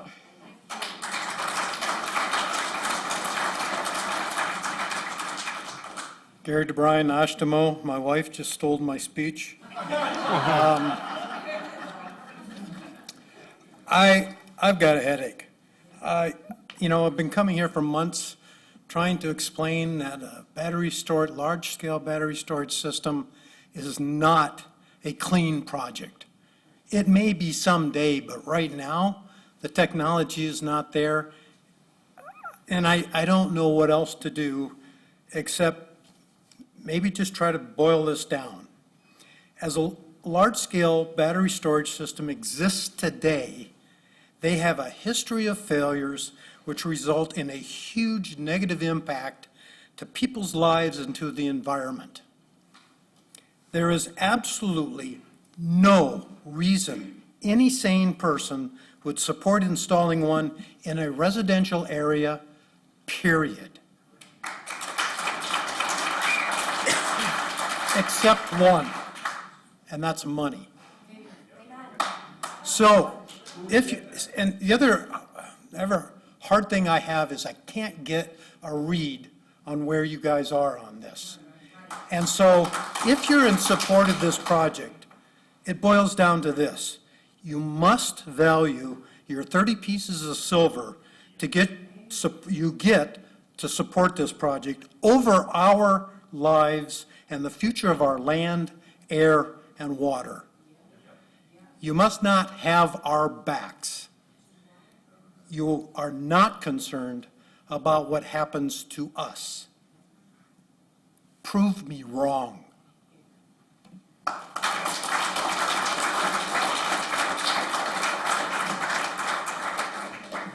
Hi, I'm Laura, and here's my opinion. I appreciate the sentiment here from Michael and from Kristen and even Zach. I feel tonight like I'm getting a sense of, hey, how can we fight this in the best way? I feel a little bit more like you do have our backs tonight, and we're trying to find the best way to do it. What I think is that the moratorium is a great idea. I think how it is written is not effective, because what I see is it's a moratorium on the development. And as Katie said, that's the development. That's like them digging in the ground, right? So I think, like they said, we need to have a moratorium on writing the ordinance in the first place, because we have to do the work. We have to go back. We have to answer a million questions about what's going to happen here. Like you said, go back and do the work. Now, I get your point here with the MPSC. Well, are they just going to jump us? Well, if we're trying to look at what Comstock's done, they have a 4-page moratorium. This is a 1-page. Their moratorium says we're not going to consider applications for a year. So I don't know if that's just a wording change that we need to make in here or what, but Comstock has had a moratorium in place for months, and their people haven't gone to the MPSC because the MPSC is going to have a whole bunch of hoops, and it's going to cost a bunch of money, and they're going to send them back to us, and we're going to send them back to them, and it's all of that. And so if the MPSC is going to make them do their due diligence, and they don't want to go there and do that, then that's what this moratorium would do for us. Hey, we need to think about this. We're not ready to write an ordinance in the first place. We don't want to give you a set of rules because we don't know what the rules should be yet. Like, that's my opinion. Thank you.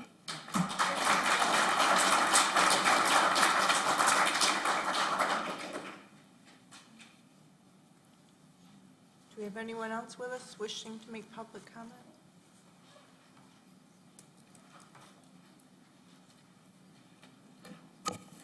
All right, I was trying to think about a good way of placing this for you all. I guess you're hearing us loud and clear. We don't want this. Lithium is not the solution. You've even said yourself, it's a dangerous technology. It's been around 40 years. You're risking people's lives when you're putting this up there. You're rolling the dice on the dollar being more. I hope you're not. But if you're rolling the dice on that dollar and the tax incentives and everything that's going along, you're putting our lives as the wager.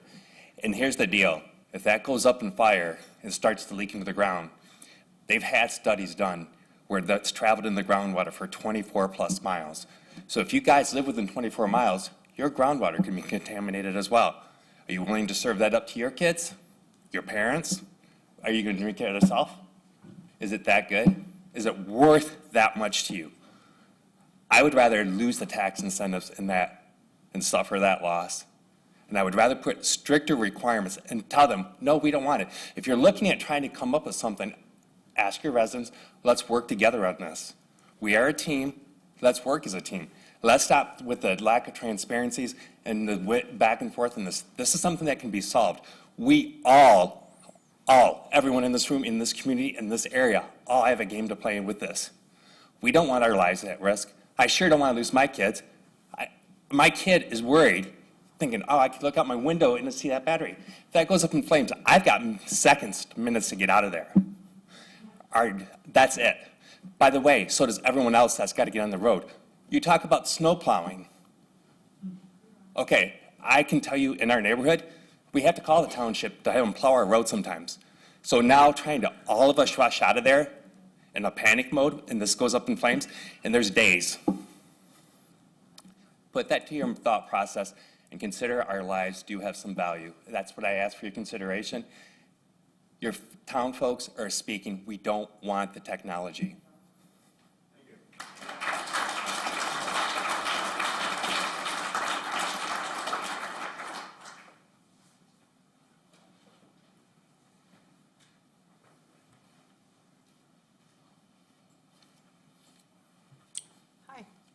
Hi, thank you for the opportunity to speak this evening. My name's Jennifer Broyles. I live in the Tuscany neighborhood, and I stand here along with many of my neighbors who are deeply concerned about the proposed BESS facility that is planned for our community. I respectfully urge the board to pass a moratorium on the energy ordinance, and I'd like to present 3 key areas of concern: fire risk, the potential of water contamination, and the risk to property values. Let me begin with safety, which must be our top priority. BESS systems rely most often on lithium-ion chemistries. According to a July 2025 PV magazine report, 2024 global factory inspections revealed a sharp increase in BESS defects. These defects aren't just tied to the battery cells themselves, but to the systems surrounding them. HVAC, fire suppression, racking, and electrical design. The share of system-level defects jumped from 48% to 72% in 1 year. BESS fires can last for days or even weeks. One of the most challenging aspects of lithium-ion battery fires is the potential for reignition hours or days after initial suppression. This occurs because of the thermal runaway process can restart if adequate cooling is not maintained. In April 22, a fire involving one containerized unit at Chandler, Arizona burned for over 10 days. Fires involving these large-scale systems are notoriously difficult to extinguish once they ignite and produce intense heat and toxic gases that necessitate evacuation. A fire that lasts that long can tie up valuable township resources and first responders for a significant amount of time. This leaves our community at risk. Furthermore, the environmental component, specifically risk of water contamination, is no less real. Fires of system failures in BESS can result in hazardous byproducts. For example, heavy metals, electrolytes, and chemical runoff from firefighting can infiltrate soil and groundwater. Firewater runoff from a BESS event should require containment rather than simply being discharged. Groundwater and surface water quality matter deeply for the wells of our residents. Finally, our homes represent so much more than just bricks and mortar. They hold our hopes, our dreams, and our sense of belonging. The presence of high-intensity industrial-scale facility near residential neighborhoods threatens that. Many of our neighbors are asking, what will this do to the value of my home? Will buyers shy away? Will my insurance costs go up? Given that BESS projects are so new, there is no data that property values will be affected, but that result also means there's no evidence of any benefit. On the other hand, in the solar farm realm, there are studies showing homes within a half mile sold for 1.5 less than expected.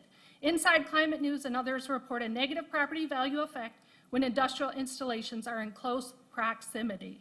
In closing, let's ask the developer to find a less populated site, invest in engineering safeguards beyond the minimum, and guarantee transparent monitoring and remediation plans, and ensure real assurance rather than just optimistic projections.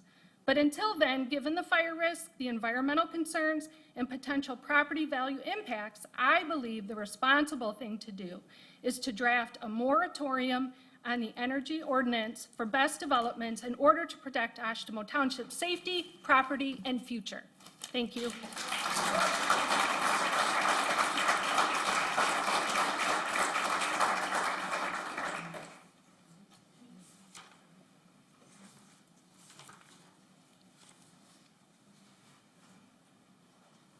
Well, I think we, all of us in here, appreciate the slides and everything else, because it looks like it's taken some of the folks in here and switched some of your mindsets on this. I was in the Marine Corps when I was young, and I'm not young anymore, but I was in the 80s when I drank the water in Camp Lejeune. This is no different than drinking the water in Camp Lejeune. And I called in because I saw the things on TV, and unless you're sick or ill, they don't give you anything. And you only have a certain amount of time to respond to that, or you can't do anything about it, is what I was told. So I'm curious because, and Chief, sorry about your loss, what are we going to do when they're fighting that for 10 days? Because they're the only ones that can fight it, and they're going to have to be obviously shown how to fight that. What are we going to do when our homes are burning? I think we just need to take some time and think this thing through. And I agree that you need to stop it immediately, because I think they're looking at us going, I hope these guys are a bunch of ignorant hillbillies that will accept this. And every township is pushing it, from what I'm hearing. And congratulations to Comstock, because I heard they just got it out of their community. We don't want this, and I think all of you know that. I think we need to work together and find a way to get rid of this. And whether it's these two, who obviously have put a lot of time and effort, and I appreciate that, because you guys are helping me out. I didn't understand this. but I think we all need to not fight and argue, and I think we should all be able to talk to each other and communicate, and like grown-ups do, because our children are in timeouts, and they're only allowed to, talk certain minutes, and we're grown-ups, okay? I'm almost 60. I can talk as long as I want, and good luck to anybody who wants to throw me out. Because I did tell you I'm a 240-pound Marine, right? So, and again, guys, I'm trying to lighten up the situation a little bit, because this fighting and arguing and coming here every week, I would have rather been with my daughter picking her up tonight. Because I work my ass off, and I'd rather spend time with my family instead of over here trying to feel like I'm fighting the township that's supposed to be working for us. Thank you.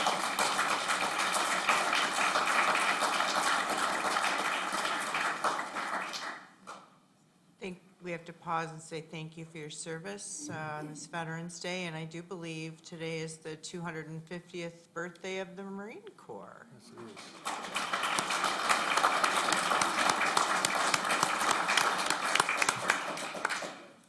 Do we have anyone else with us this evening wishing to make public comment?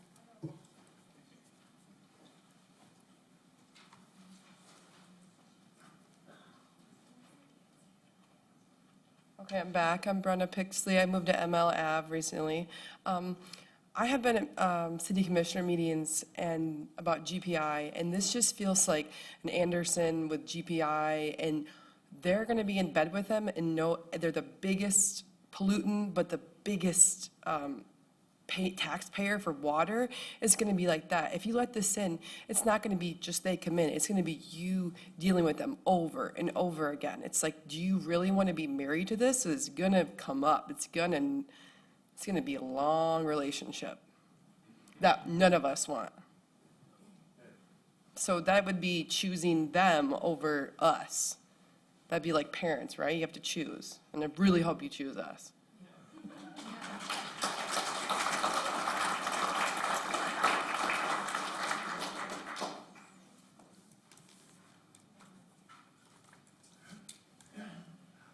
Welcome.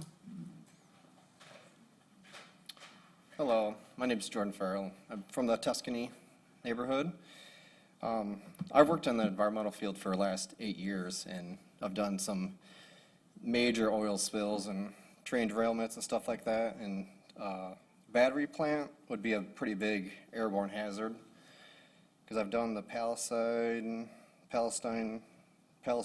trail derailment, and that was, get my notes here. So that was hydrofluoride that burned for 2 days, and we extracted 167,000 tons of contaminated soil and 39 million gallons of water just from that one spill. And it's still ongoing to this day. And having that in our backyard would basically kill Oshtemo Township. And it's in the millions of dollars in damage. I've done the Keystone Pipeline twice, and that was because of overpressurizing and greed. And what's to say the thermal abuse would cause a hydrofluoride gas release, because that's one of the main components that comes out of the lithium. And that would be, so toxic fumes on that, hydrofluoride, carbon dioxide, hydrogen cyanide, sulfur dioxide, all that would be going in the air. And then what's mixed that with the power lines, it's a pretty sick mixture. So just wouldn't be good for the neighborhood. That's all I'm going to say. And you don't want me in your backyard dealing with that and evacuating you guys you'd be in a 2 mile, I'd be in the exclusion zone, so I'd be a 2 mile radius, and that thing's gonna burn for 10 days. Where am I gonna go? I don't wanna clean that mess up.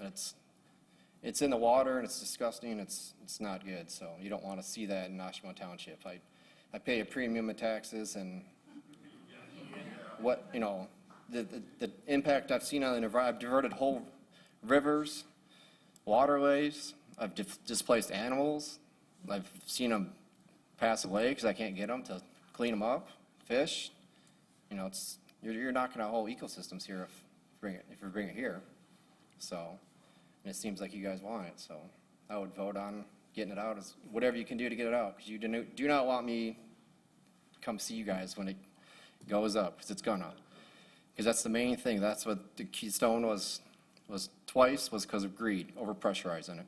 It was 660,000 gallons in 60 seconds. And they called me on Christmas to go do it. And I was there till March of next year, cleaning it up, working around the clock. And those companies, they just write a check and say how much, get it done, I don't care what it does. It's gonna be a generational spill, and that's what they do. So it's not good. I can't imagine this would be coming in Oshtemo Township. It's crazy, but it seems like you guys want it. But that's all.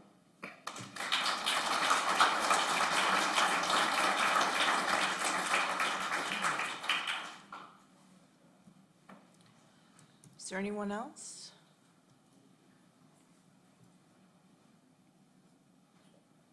All right. At this time, we'll close public comment on agenda item number 15, which is discussion and consideration of first reading of moratorium concerning battery energy storage system. We have a motion by trustee Chapman and support by trustee Cole. At this time, is there any discussion on the motion? I just want to point out, from all the public comment that we just heard, and for better or worse, batteries are kind of like my trains. I'm into them, okay? Every concern, fear, uncertainty, and doubt we heard had nothing to do with batteries and everything to do with the chemistry of said battery. They don't want lithium batteries in Oshtemo Township. That's the issue. There are commercially available alternatives that can achieve the same function with no thermal runaway, no fire risk, no toxicity, and easy recyclability. Those things exist. So we have to be serious about whether we're going to try to regulate the chemistry or not. That's the bottom line. There are alternatives. Lithium ion is the primary player. That will be what comes if you don't say something else.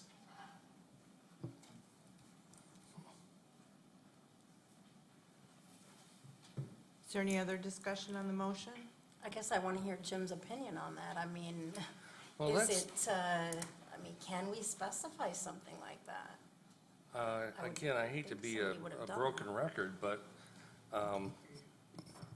having spent 40 years in this business of municipal law, I'm always disappointed when the state cuts us off at the knees. And there's really nothing in 233 that gives us an option of choosing an alternative source.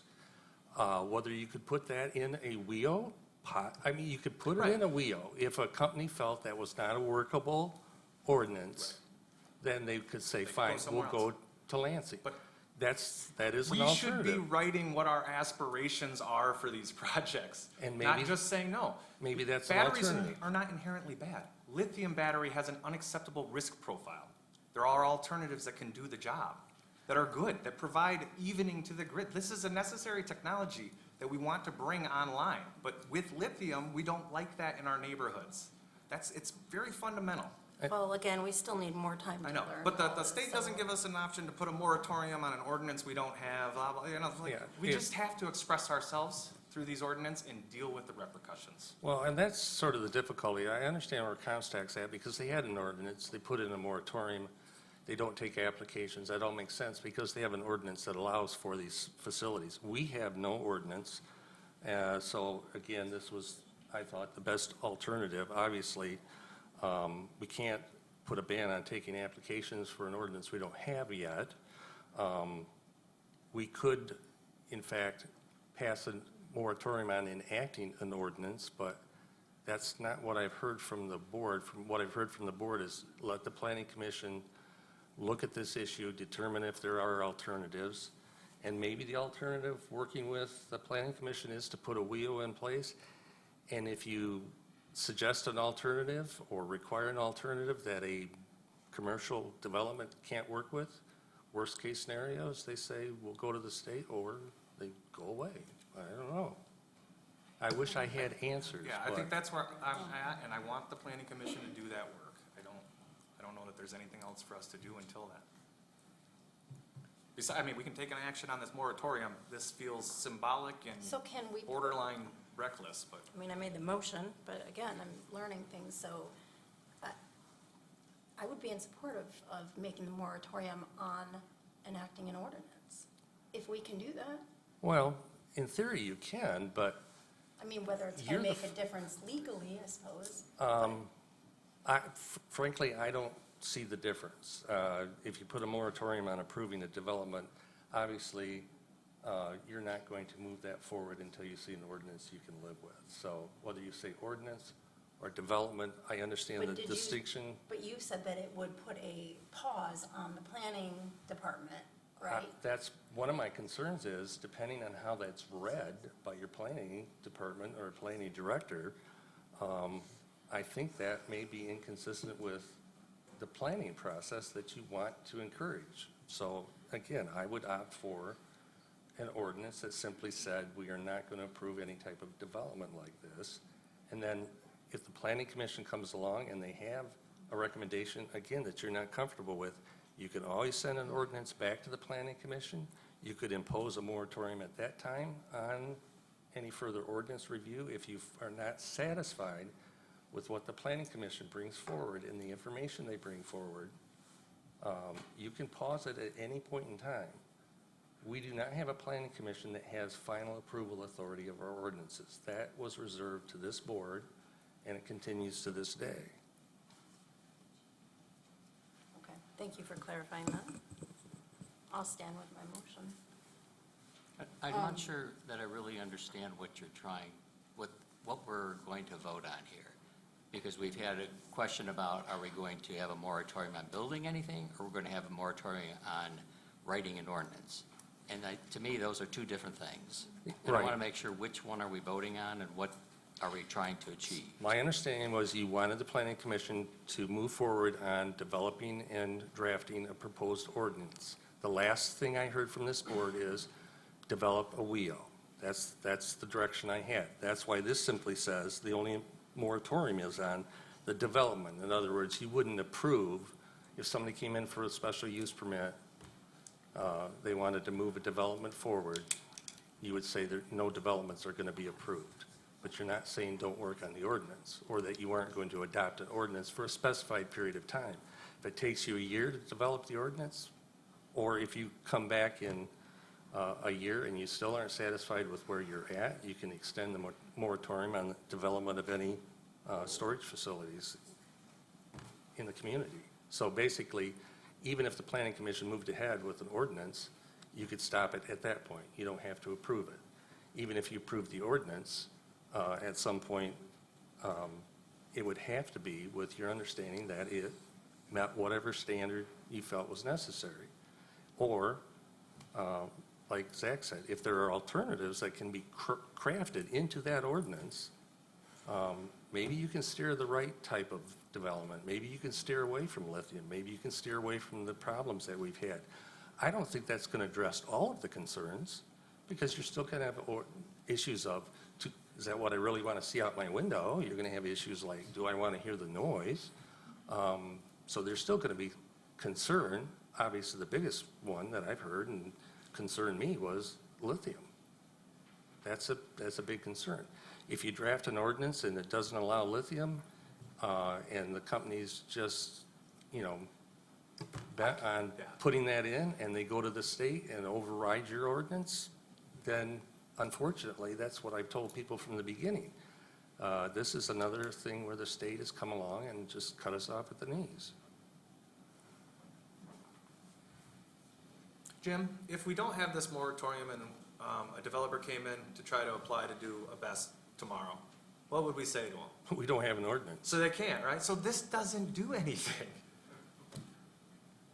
Other than maybe hold up like an invisible middle finger, like, I don't know, it doesn't seem to be either a partner that we are interested in working with them, nor does it seem like we don't want, it's so backwards to me. No, I agree with, I'm frustrated as well, because if you put it in place, maybe it sends the message you want to the developer that, we're not interested in whatever you're selling at this point, because what I think they were selling, I don't know, because I didn't get a full understanding from their dog and pony show when they came in, was, but I think they're pushing lithium.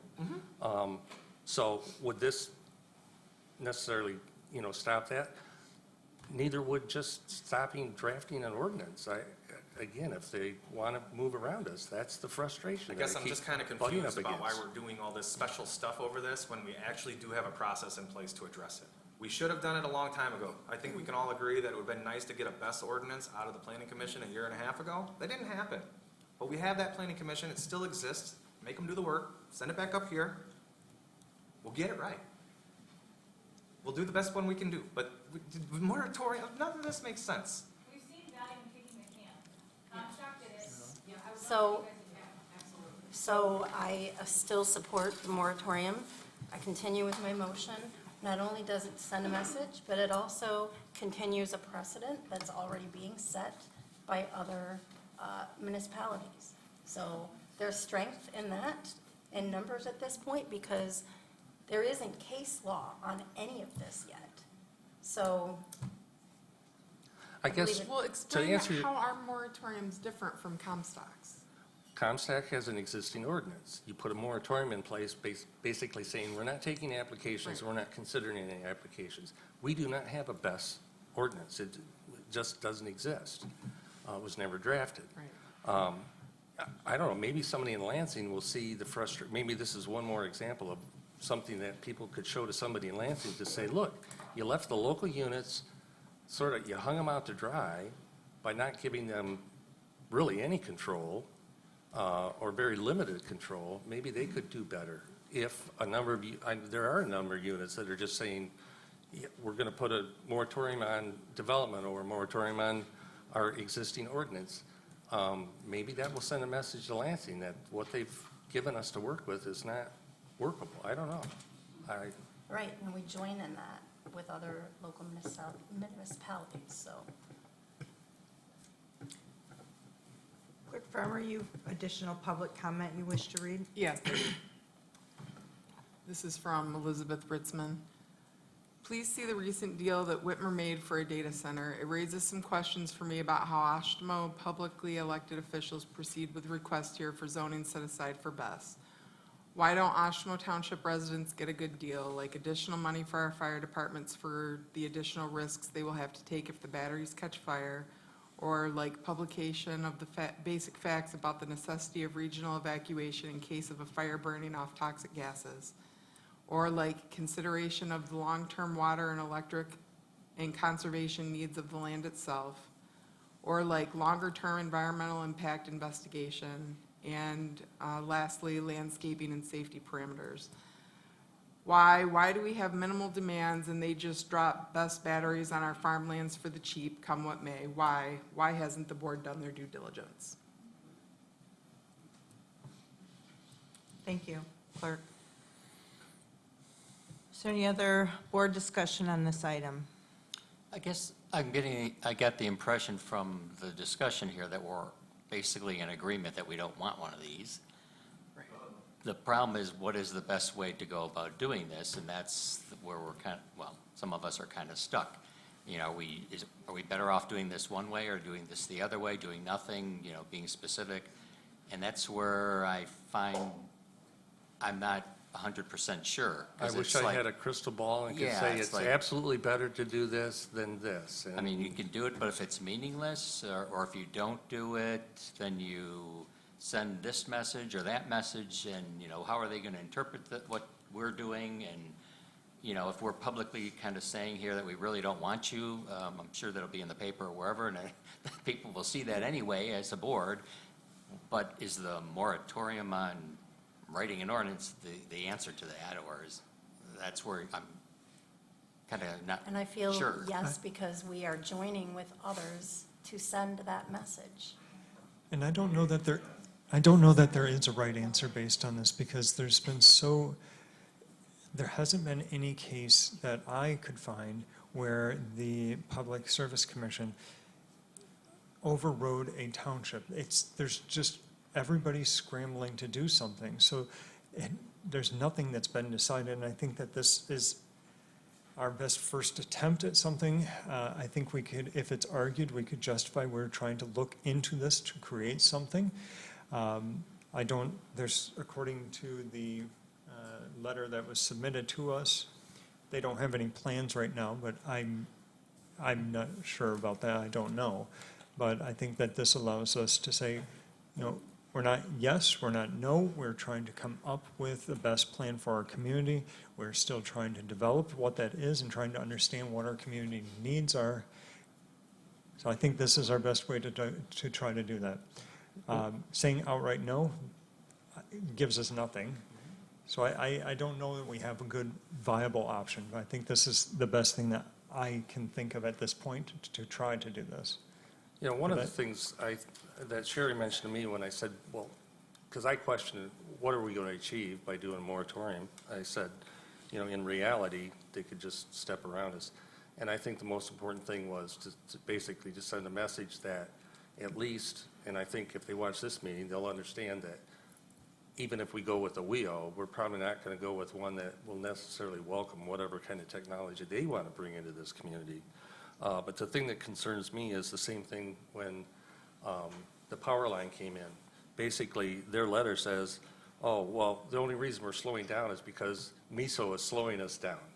And the public needs to know that our energy system is controlled not by the feds, not by the local MISOs, it's controlled by the energy industry. And that's, I find, absolutely manding that there is really no public input in that process. So what do you do as a board? I think Sherry brought this forward as an attempt to do something, to take a stand, to tell them that we're not just going to approve whatever's moving forward. And that's a start. I think that's what Michael's saying. It's a place to start, even though, is it ideal? No. Why? Because I can't even guarantee you that I could make it hold up in court. I can't guarantee you that if we go to the MPSC, even if we get the public money to fight the process, that we could win at that level. All I can tell you is my experience with the MPSC, and I've probably told different people before, the first time we fought the power line and we went to the MPSC, and their attorney walked in and said hi to the chairman and asked him how his grandkids were and how his last vacation was. I said, we're screwed. And I don't mean to be so negative on the system, but I'm sorry, I don't have a whole lot of faith in what's going on in Lansing.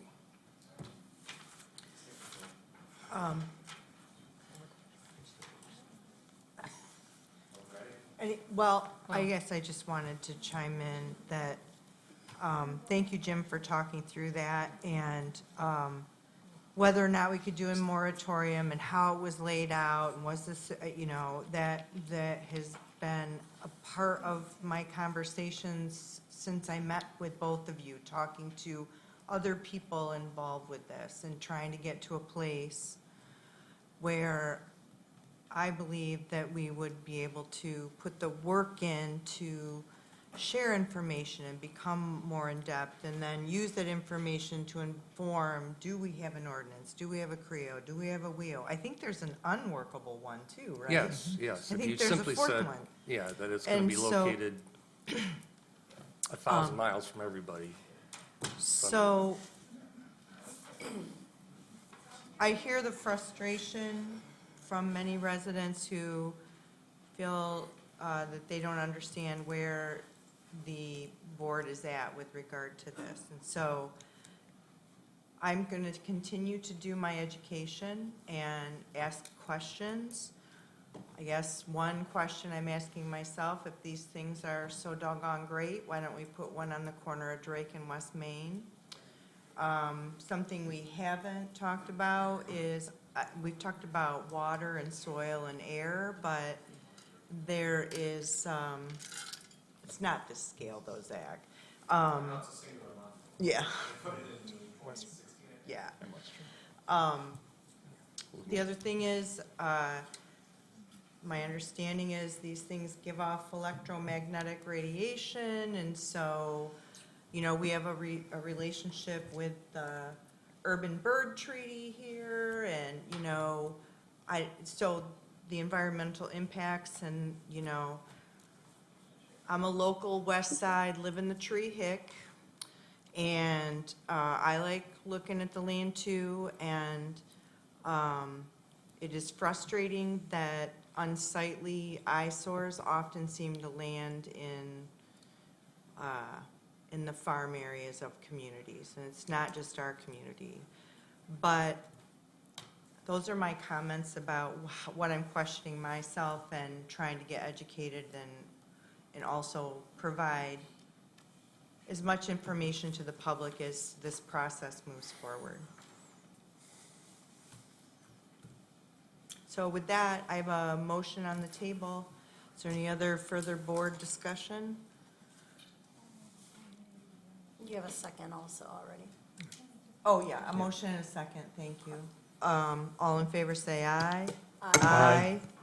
Opposed? No. No. I have motion carries, 5 yeses with 2 noes.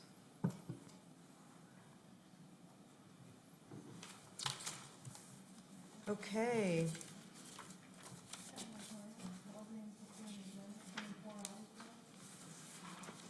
Next, we'll move to item 16, which is public comment. This is another opportunity for you to provide public comment to the board.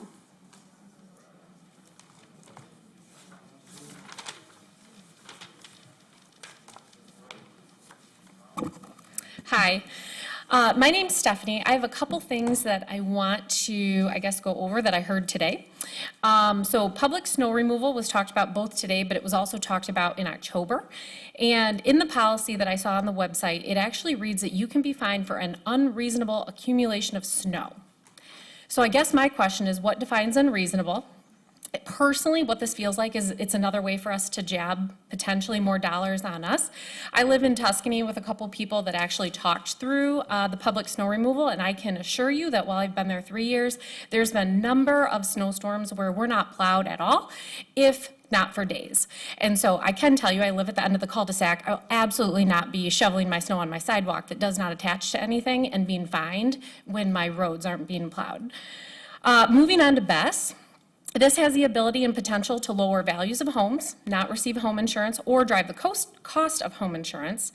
And yet, I'm not hearing anything about lowering our personal property taxes. And I think that's something that this states is there an agenda behind this? Now, it sounds like through conversation that's not true, but I still am not sure that that's actually what's at stake here.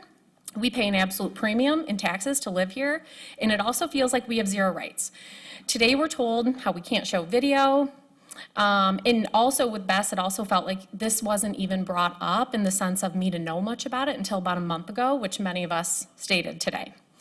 So that takes me back to last board meeting, which was in October, and that's the first meeting I was at. And this board talked a little bit about strategic planning and the session that the board wanted to have. You discussed a strategic planning session for the board where you brought forth recommendations for RFPs that you received from outside firms to support you. You quoted that this would cost you potentially $5,000 to $29,000 in costs associated with that session. You list on your website, under core values, fair treatment to all people. Each customer is welcomed and their input is wanted. Yet, you proudly came out in April and had a political article articulating the alignment on the board with the similar political views, all being Democratic. This article highly talks about DEI. DEI, first and foremost, is about welcoming difference, and frankly, that's why we're all here. We do not agree with BESS. We do not agree with this moving forward. I personally think that you have a much better way to spend $5,000 to $29,000, and if you as a board take no action, I would recommend that you use that money to hire someone who cares about our opposing views and can take action. Your core values should reflect your mission and vision for Oshtemo Township. Frankly, it's clear at times that you lack alignment just based on what we heard today and the session in October. If this strategic planning session goes through, I'd encourage you to go back to the basics and figure out how this board will show up for its residents. Thanks.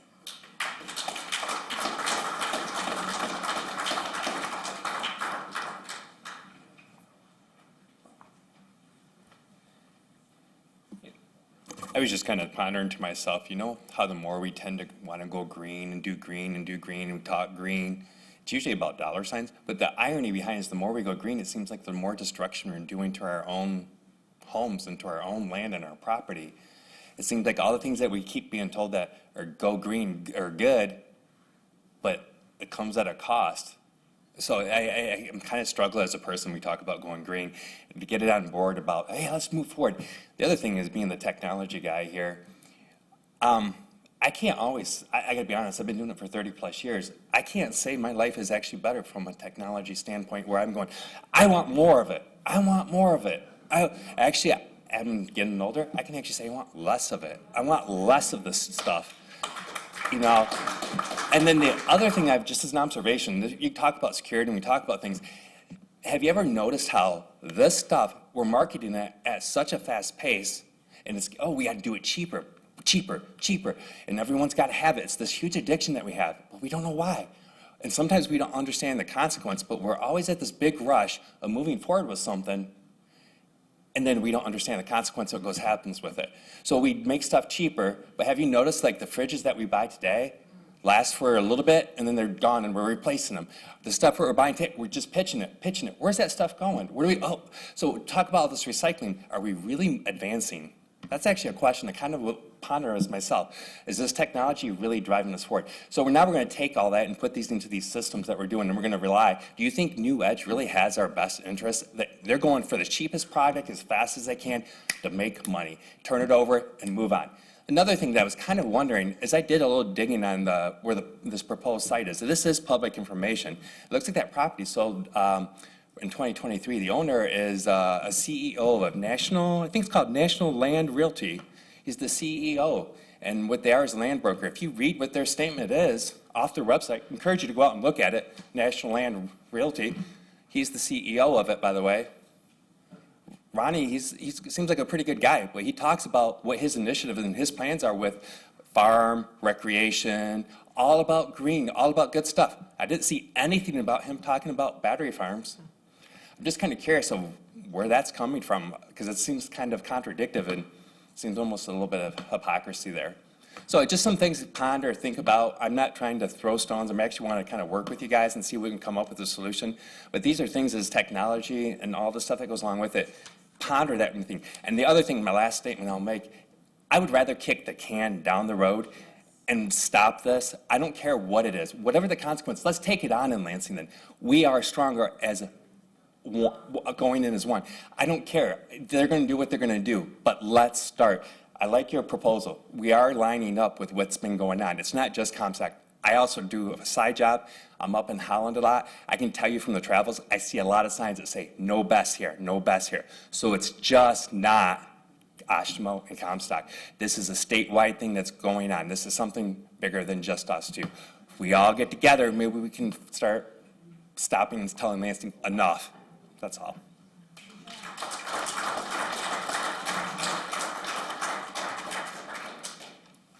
Is there anyone else?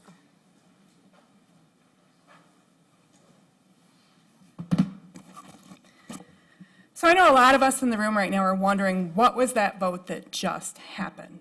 What just passed in front of us? And a lot of us are confused, one, because this was just added to the agenda several hours ago. Again, that's a violation of your Open Meetings Act. And I know some people are questioning, well, what did Comstock do? I don't understand what they do. I've been hearing from Comstock the whole time we were here. Had they known before, say, maybe 2 o'clock this afternoon, this was on the agenda, they would have been here to speak, and they could definitely answer the questions that you guys have here. Why that was just rushed through on a vote violates everything that you guys have been up here talking about. If you don't know about something, why are you just shoving it through thinking maybe this could work for us? You guys owe us being able to look into things and take the time, not shove something through. I don't know, Michael works, right? Were you aware this was on the agenda? Did you have the time to research what exactly this moratorium was going to do and what exactly it would save or stop? Because I can tell you Comstock didn't have the chance to look at it. I don't know how many other people are sitting home tonight. They don't even know that this just went through, this moratorium just went through. They probably had things to say about it, but they didn't know at 2 o'clock that this all got changed. I don't know why that vote just went through, why it was not tabled. And we were going to table the whole presentation thing because there wasn't enough research on that, but we're not going to table this ordinance that you just pushed through? I don't get it. I don't know if you guys just want to fast track this and this is just a way to make it look like you're doing something, but that sure is what this looks like, and that sure is what this sounds like. A lot of people think you just solved the problem. You didn't solve the problem at all. In fact, you just made a lot bigger ones for yourself with that Open Meetings Act violation. So thank you.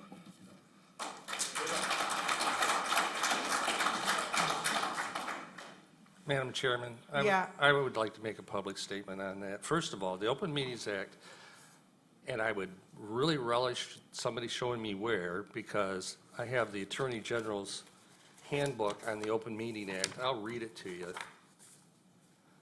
While the Open Meeting Act requires a public body to give public notice when it meets, it has no requirement that the public notice include an agenda or a specific statement as to the purpose of a meeting. No agenda format is required by the Open Meetings Act. And I understand your frustration with everything that's going on, but frankly, as the attorney for a board that I think tries very hard to be fair to its people, to come up here and accuse them of breaking the law borders on slander.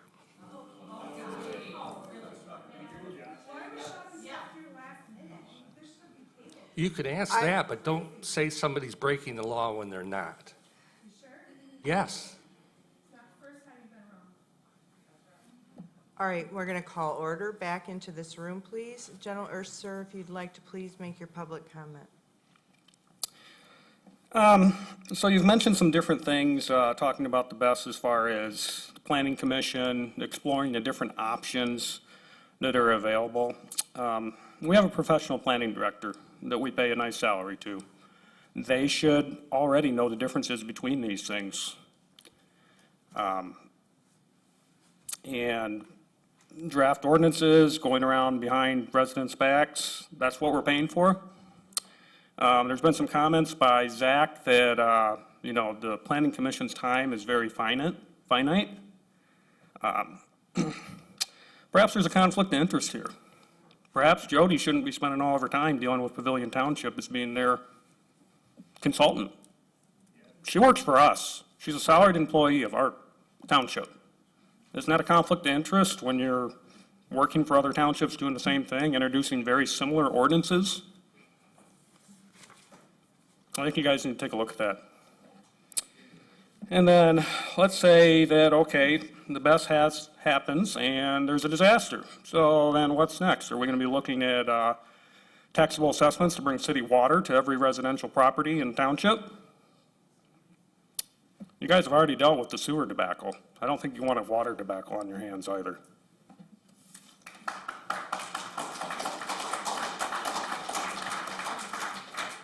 Thank you. Is there anyone else wishing to make public comment this evening? Last call, are you sure? Yeah, go ahead.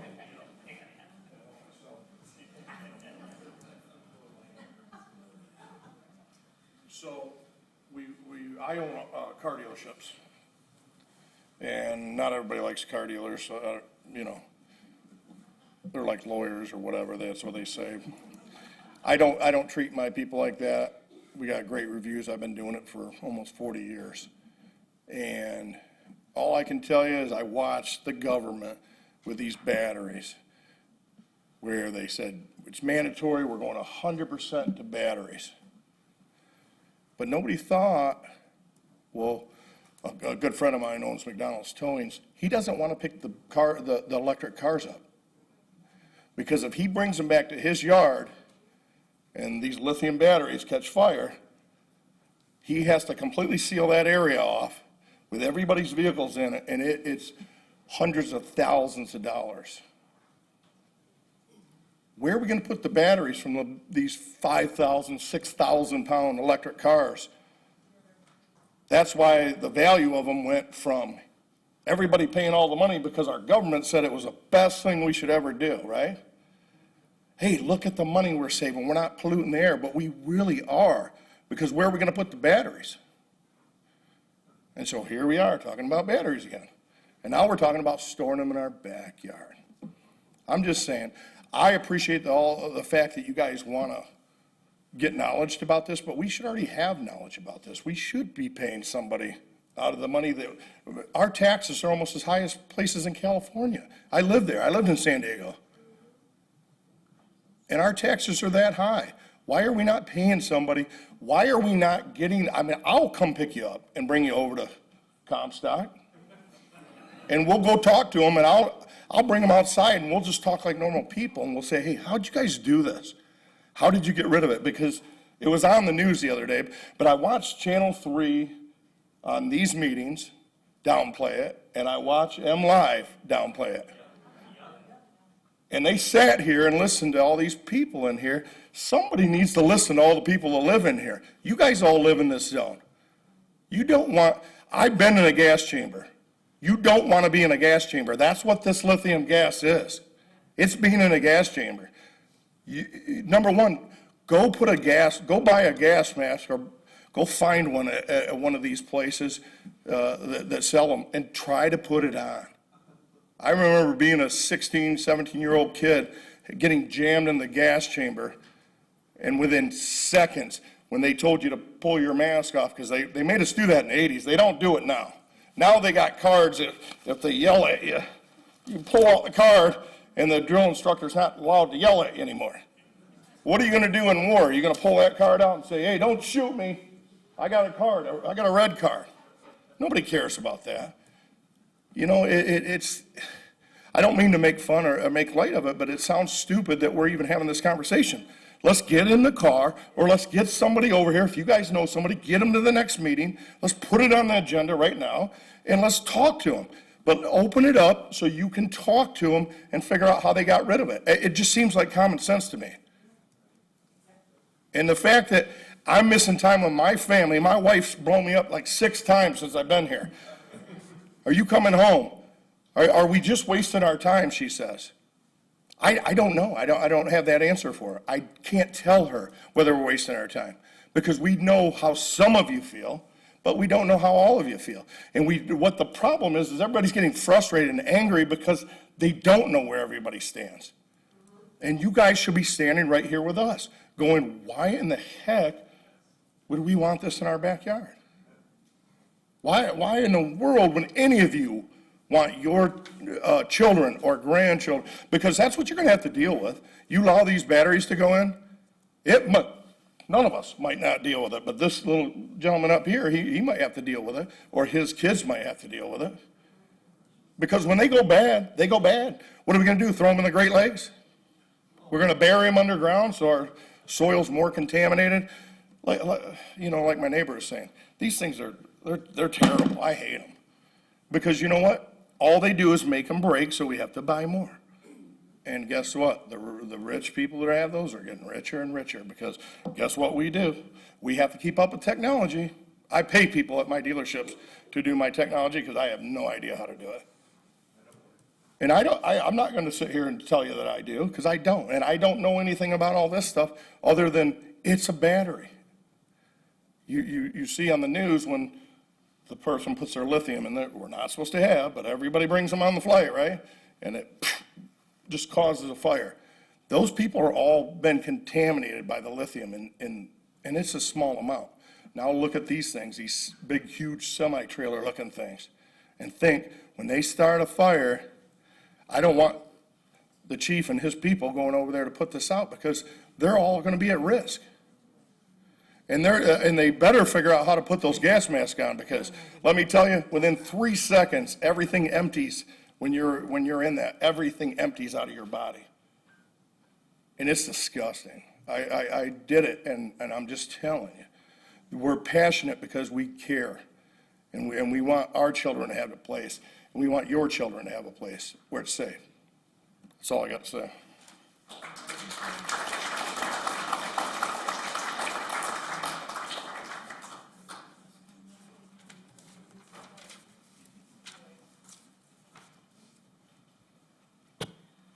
One thing, you guys, one thing I think we're asking, I know, Zach, you mentioned that, what's the point, and it's a moot point, but ultimately, just in closing, kick the can. And I don't know what was just passed, but I sincerely hope it was a moratorium on even getting the ordinance. Kick the can.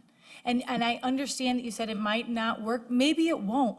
But at least we're standing side by side with everybody else who's also kicking the can. Not one thing has made it up to MSPS that said you can't do this. So kick the can. So we layer it up. If that doesn't work, we'll get to the next thing. But don't do the ordinance yet. Start, and if they tell us, start with, the moratorium. And then they say, well, we need an ordinance, then put the ordinance in, make it unfriendly, do whatever we can to continue to kick the can. That's my ask.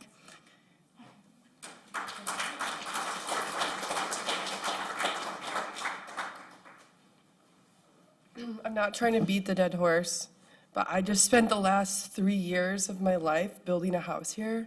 And it was my child's, my husband was away building a house here because it's clean to forage and we can eat the food from here and the deer and to be here and enjoy it. But now I have no safety. I don't want to be in a place that's like that.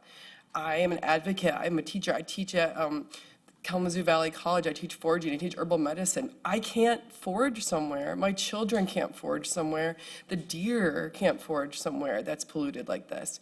And it's not going to be if, it could be when. It's just like the oil spills. We've already been through this with Kalamazoo. Just go back and look at the evidence and what that cleanup was.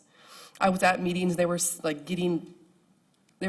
getting boats and stuff from Enbridge at meetings I was at 5, 6 years, 7 years after the oil spill. Do you really want to clean that up? I know we're just going over and over and over it, but this is your responsibility. This is your house. This is 7 generations. Do we want to look back and be we could have tried a little bit harder to maybe not have that in our backyard, or just go along and maybe get some money because it's there, and greed is real, and you have to have strength against greed, because those big companies, they know exactly what to do to get you to do what they want. That's what they do. They have scientists to train people to get you to say yes. That's their jobs. This is our lives, right? So I'll be on the committee, whatever it is, but put that out to public. If you're on that committee, just make that happen.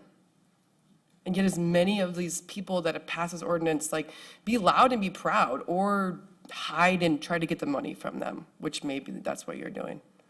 So, thank you.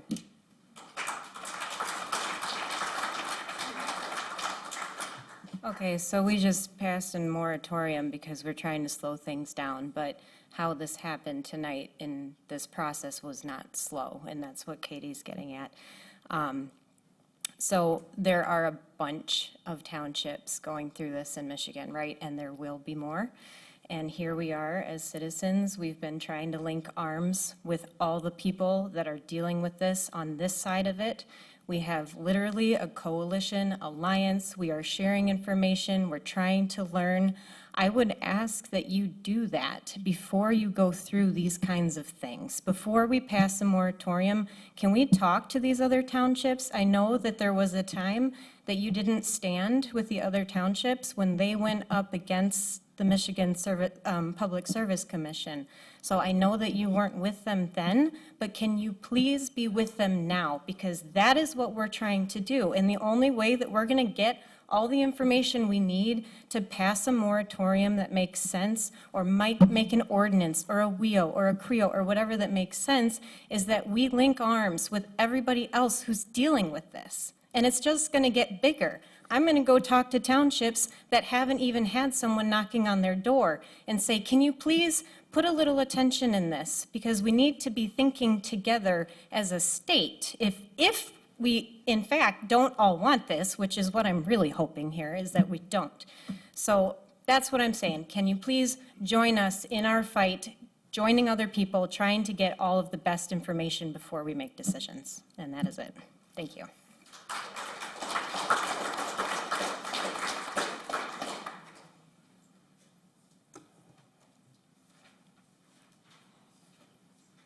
Any public comment? All right. I'm going to close the public comment period. We will move to item number 17, which is board member comments and committee updates. I'll start, this is where my brain starts to get tired. Trustee Cole. Yeah, I'm going to speak only for myself when I say thank you guys for being here again. And I can't remember who it is that asked it, but I choose you guys 100%. I can't speak for the rest of this board. I can speak from what I know of them. And if I thought for 1 second that anybody on this board would choose money over life safety of one community member, I would step down from this dais before I would let that happen. We are on your guys' side, okay? We're doing the best we can. The divisiveness is not helpful. When in the history of ever has divisiveness helped? We're here together. We're trying to help you guys. Work with us. And I know, but you can't, the attacks, you guys, I'm sorry. I'm going to call this meeting to order. Trustee Cole, continue with That your is all. comments, please. I just I urge people to, I appreciate the people that said, let's work together. And I just urge that versus the opposition that is just further frustrates people and makes it an us versus them situation, and that's not what this is, in my opinion. That's all I have. Thank you. Trustee Chapman? Thank you. Thank you for those words. I agree with you almost 100% on most things on this. Good public debate is important. And sometimes that means hearing things that you don't want to hear or things you don't know or difficult conversations, and I welcome them. And I appreciate them. I've said that to several of you in private, and I mean in public too. I do want to take a moment as a person who serves in the military, to thank all of those in our community for Veterans Day tomorrow. I want to thank those on our staff who have served, but I also want to take the moment to recognize that we still have about 18 people a day who commit suicide who are veterans, and all of us can do a hell of a lot better for our veterans. So I just want to call attention to them. If you are having issues, there is help. We may not say kind words about the VA, but the VA has help. There's veteran centers, and 988 is available for anybody. I have used many of these services, and there is no shame in them. So I just want to put that out there. Thank you to all who served, but 18 are dying a day from suicide, and I just want public to know that and to reach out to a veteran you know and check on them. And that's all I have. Thank you, Trustee Chapman. Good reminder. Trustee Ford?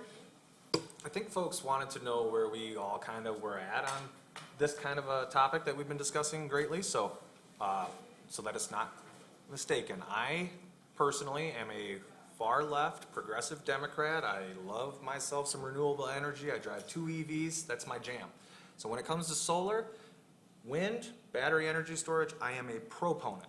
When it comes to lithium-ion grid-scale storage in Oshtemo Township, I am an opponent.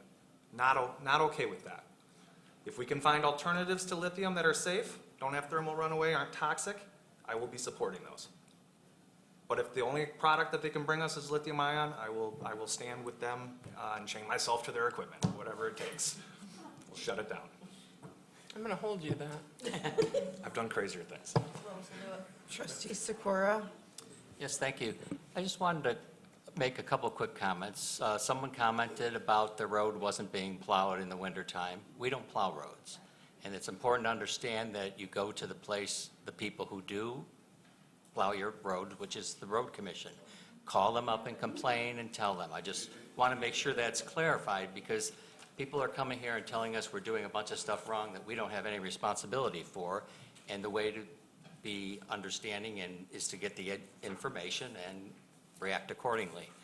I'm also a little concerned that people keep coming up and saying that they don't know how we stand. I mean, I even said that it looks like sounded like we all agree that none of us want a battery storage facility.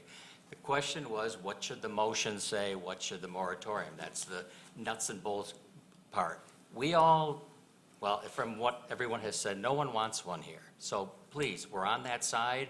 We're just trying to go through the legal entity, the legal procedures and everything else to make sure we're doing things correctly. One other item is, we're not all full-time employees here. 3 people are full-time employees. 4 of us are not full-time employees. We donate our time to this. We get involved in activities. And so don't throw all of us into, you're never in the office kind of thing. I don't have an office. You can have my contact information. My personal cell phone is, yes, but I wanted to make sure, because everyone, starts thinking, oh yeah, well, they're getting these exorbitant salaries. Trust me, I'm not, and personally, I donate my salary to Oshtemo charities, so I don't even keep the money.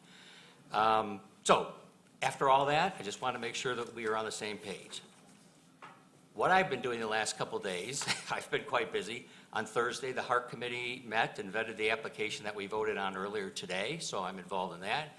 On Friday, I volunteered with a few others at the Township Park, clearing trails and cutting back invasives. I chatted with a resident who was walking the trails, who said she enjoys the parks, and she also offered a few suggestions. On Saturday, I volunteered with a group of students from the Western Michigan University Aviation Business Fraternity, Alpha Eta Rho, at our township cemeteries, placing flags at veterans' graves and picking up brush and litter. I'm involved. I care what's going on in the township. We all live here. Don't discount that. We're all your neighbors, and we all live here. And that's all my comments, so thank you.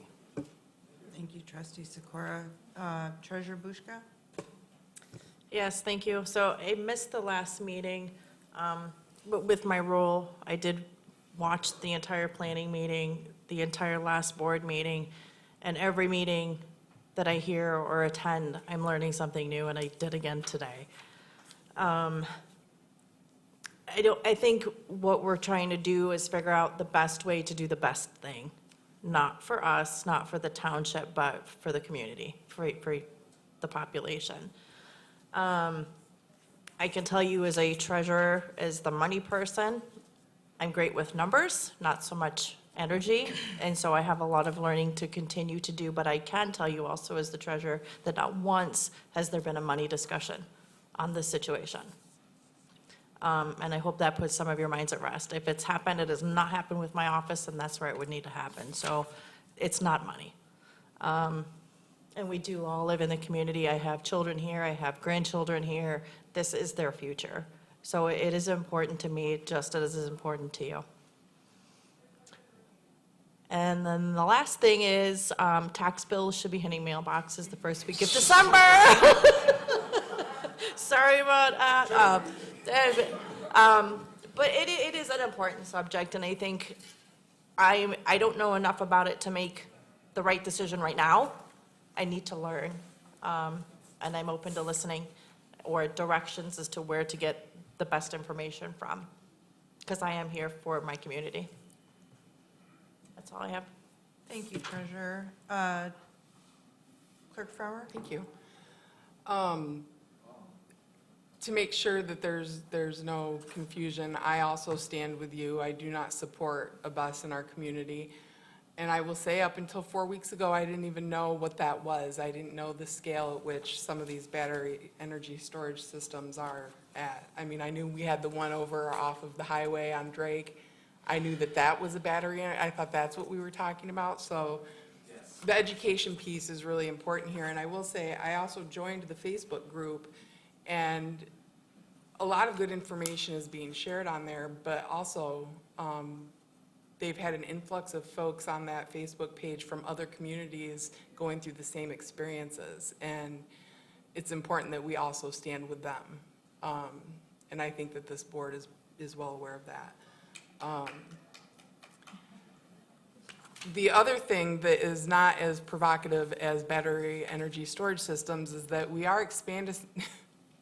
we're we're currently expanding Genesee Prairie Cemetery.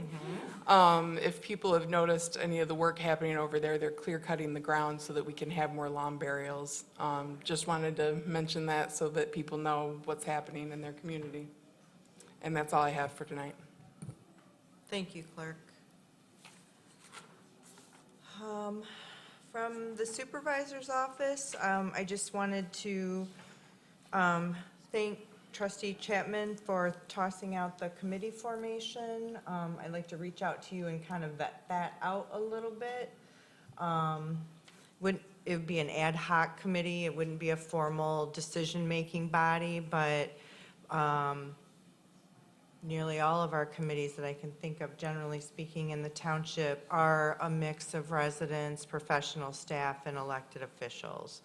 So I do plan to walk down that path and see what that might look like.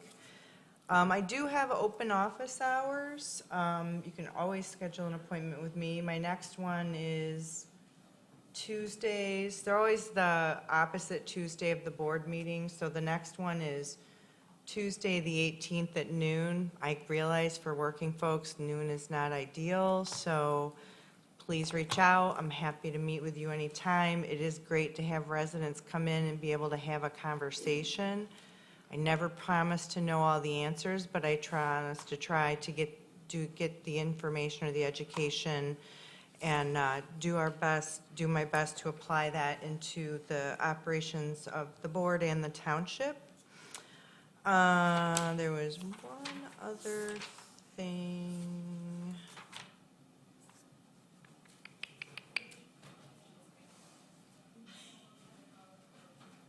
Well, I guess I'll just close with those two items right now. And, oh, I know what I was going to say. I'm sorry. We have a couple of folks internal who are doing some deep dive research regarding battery energy storage. They've begun to produce the platform materials for the website.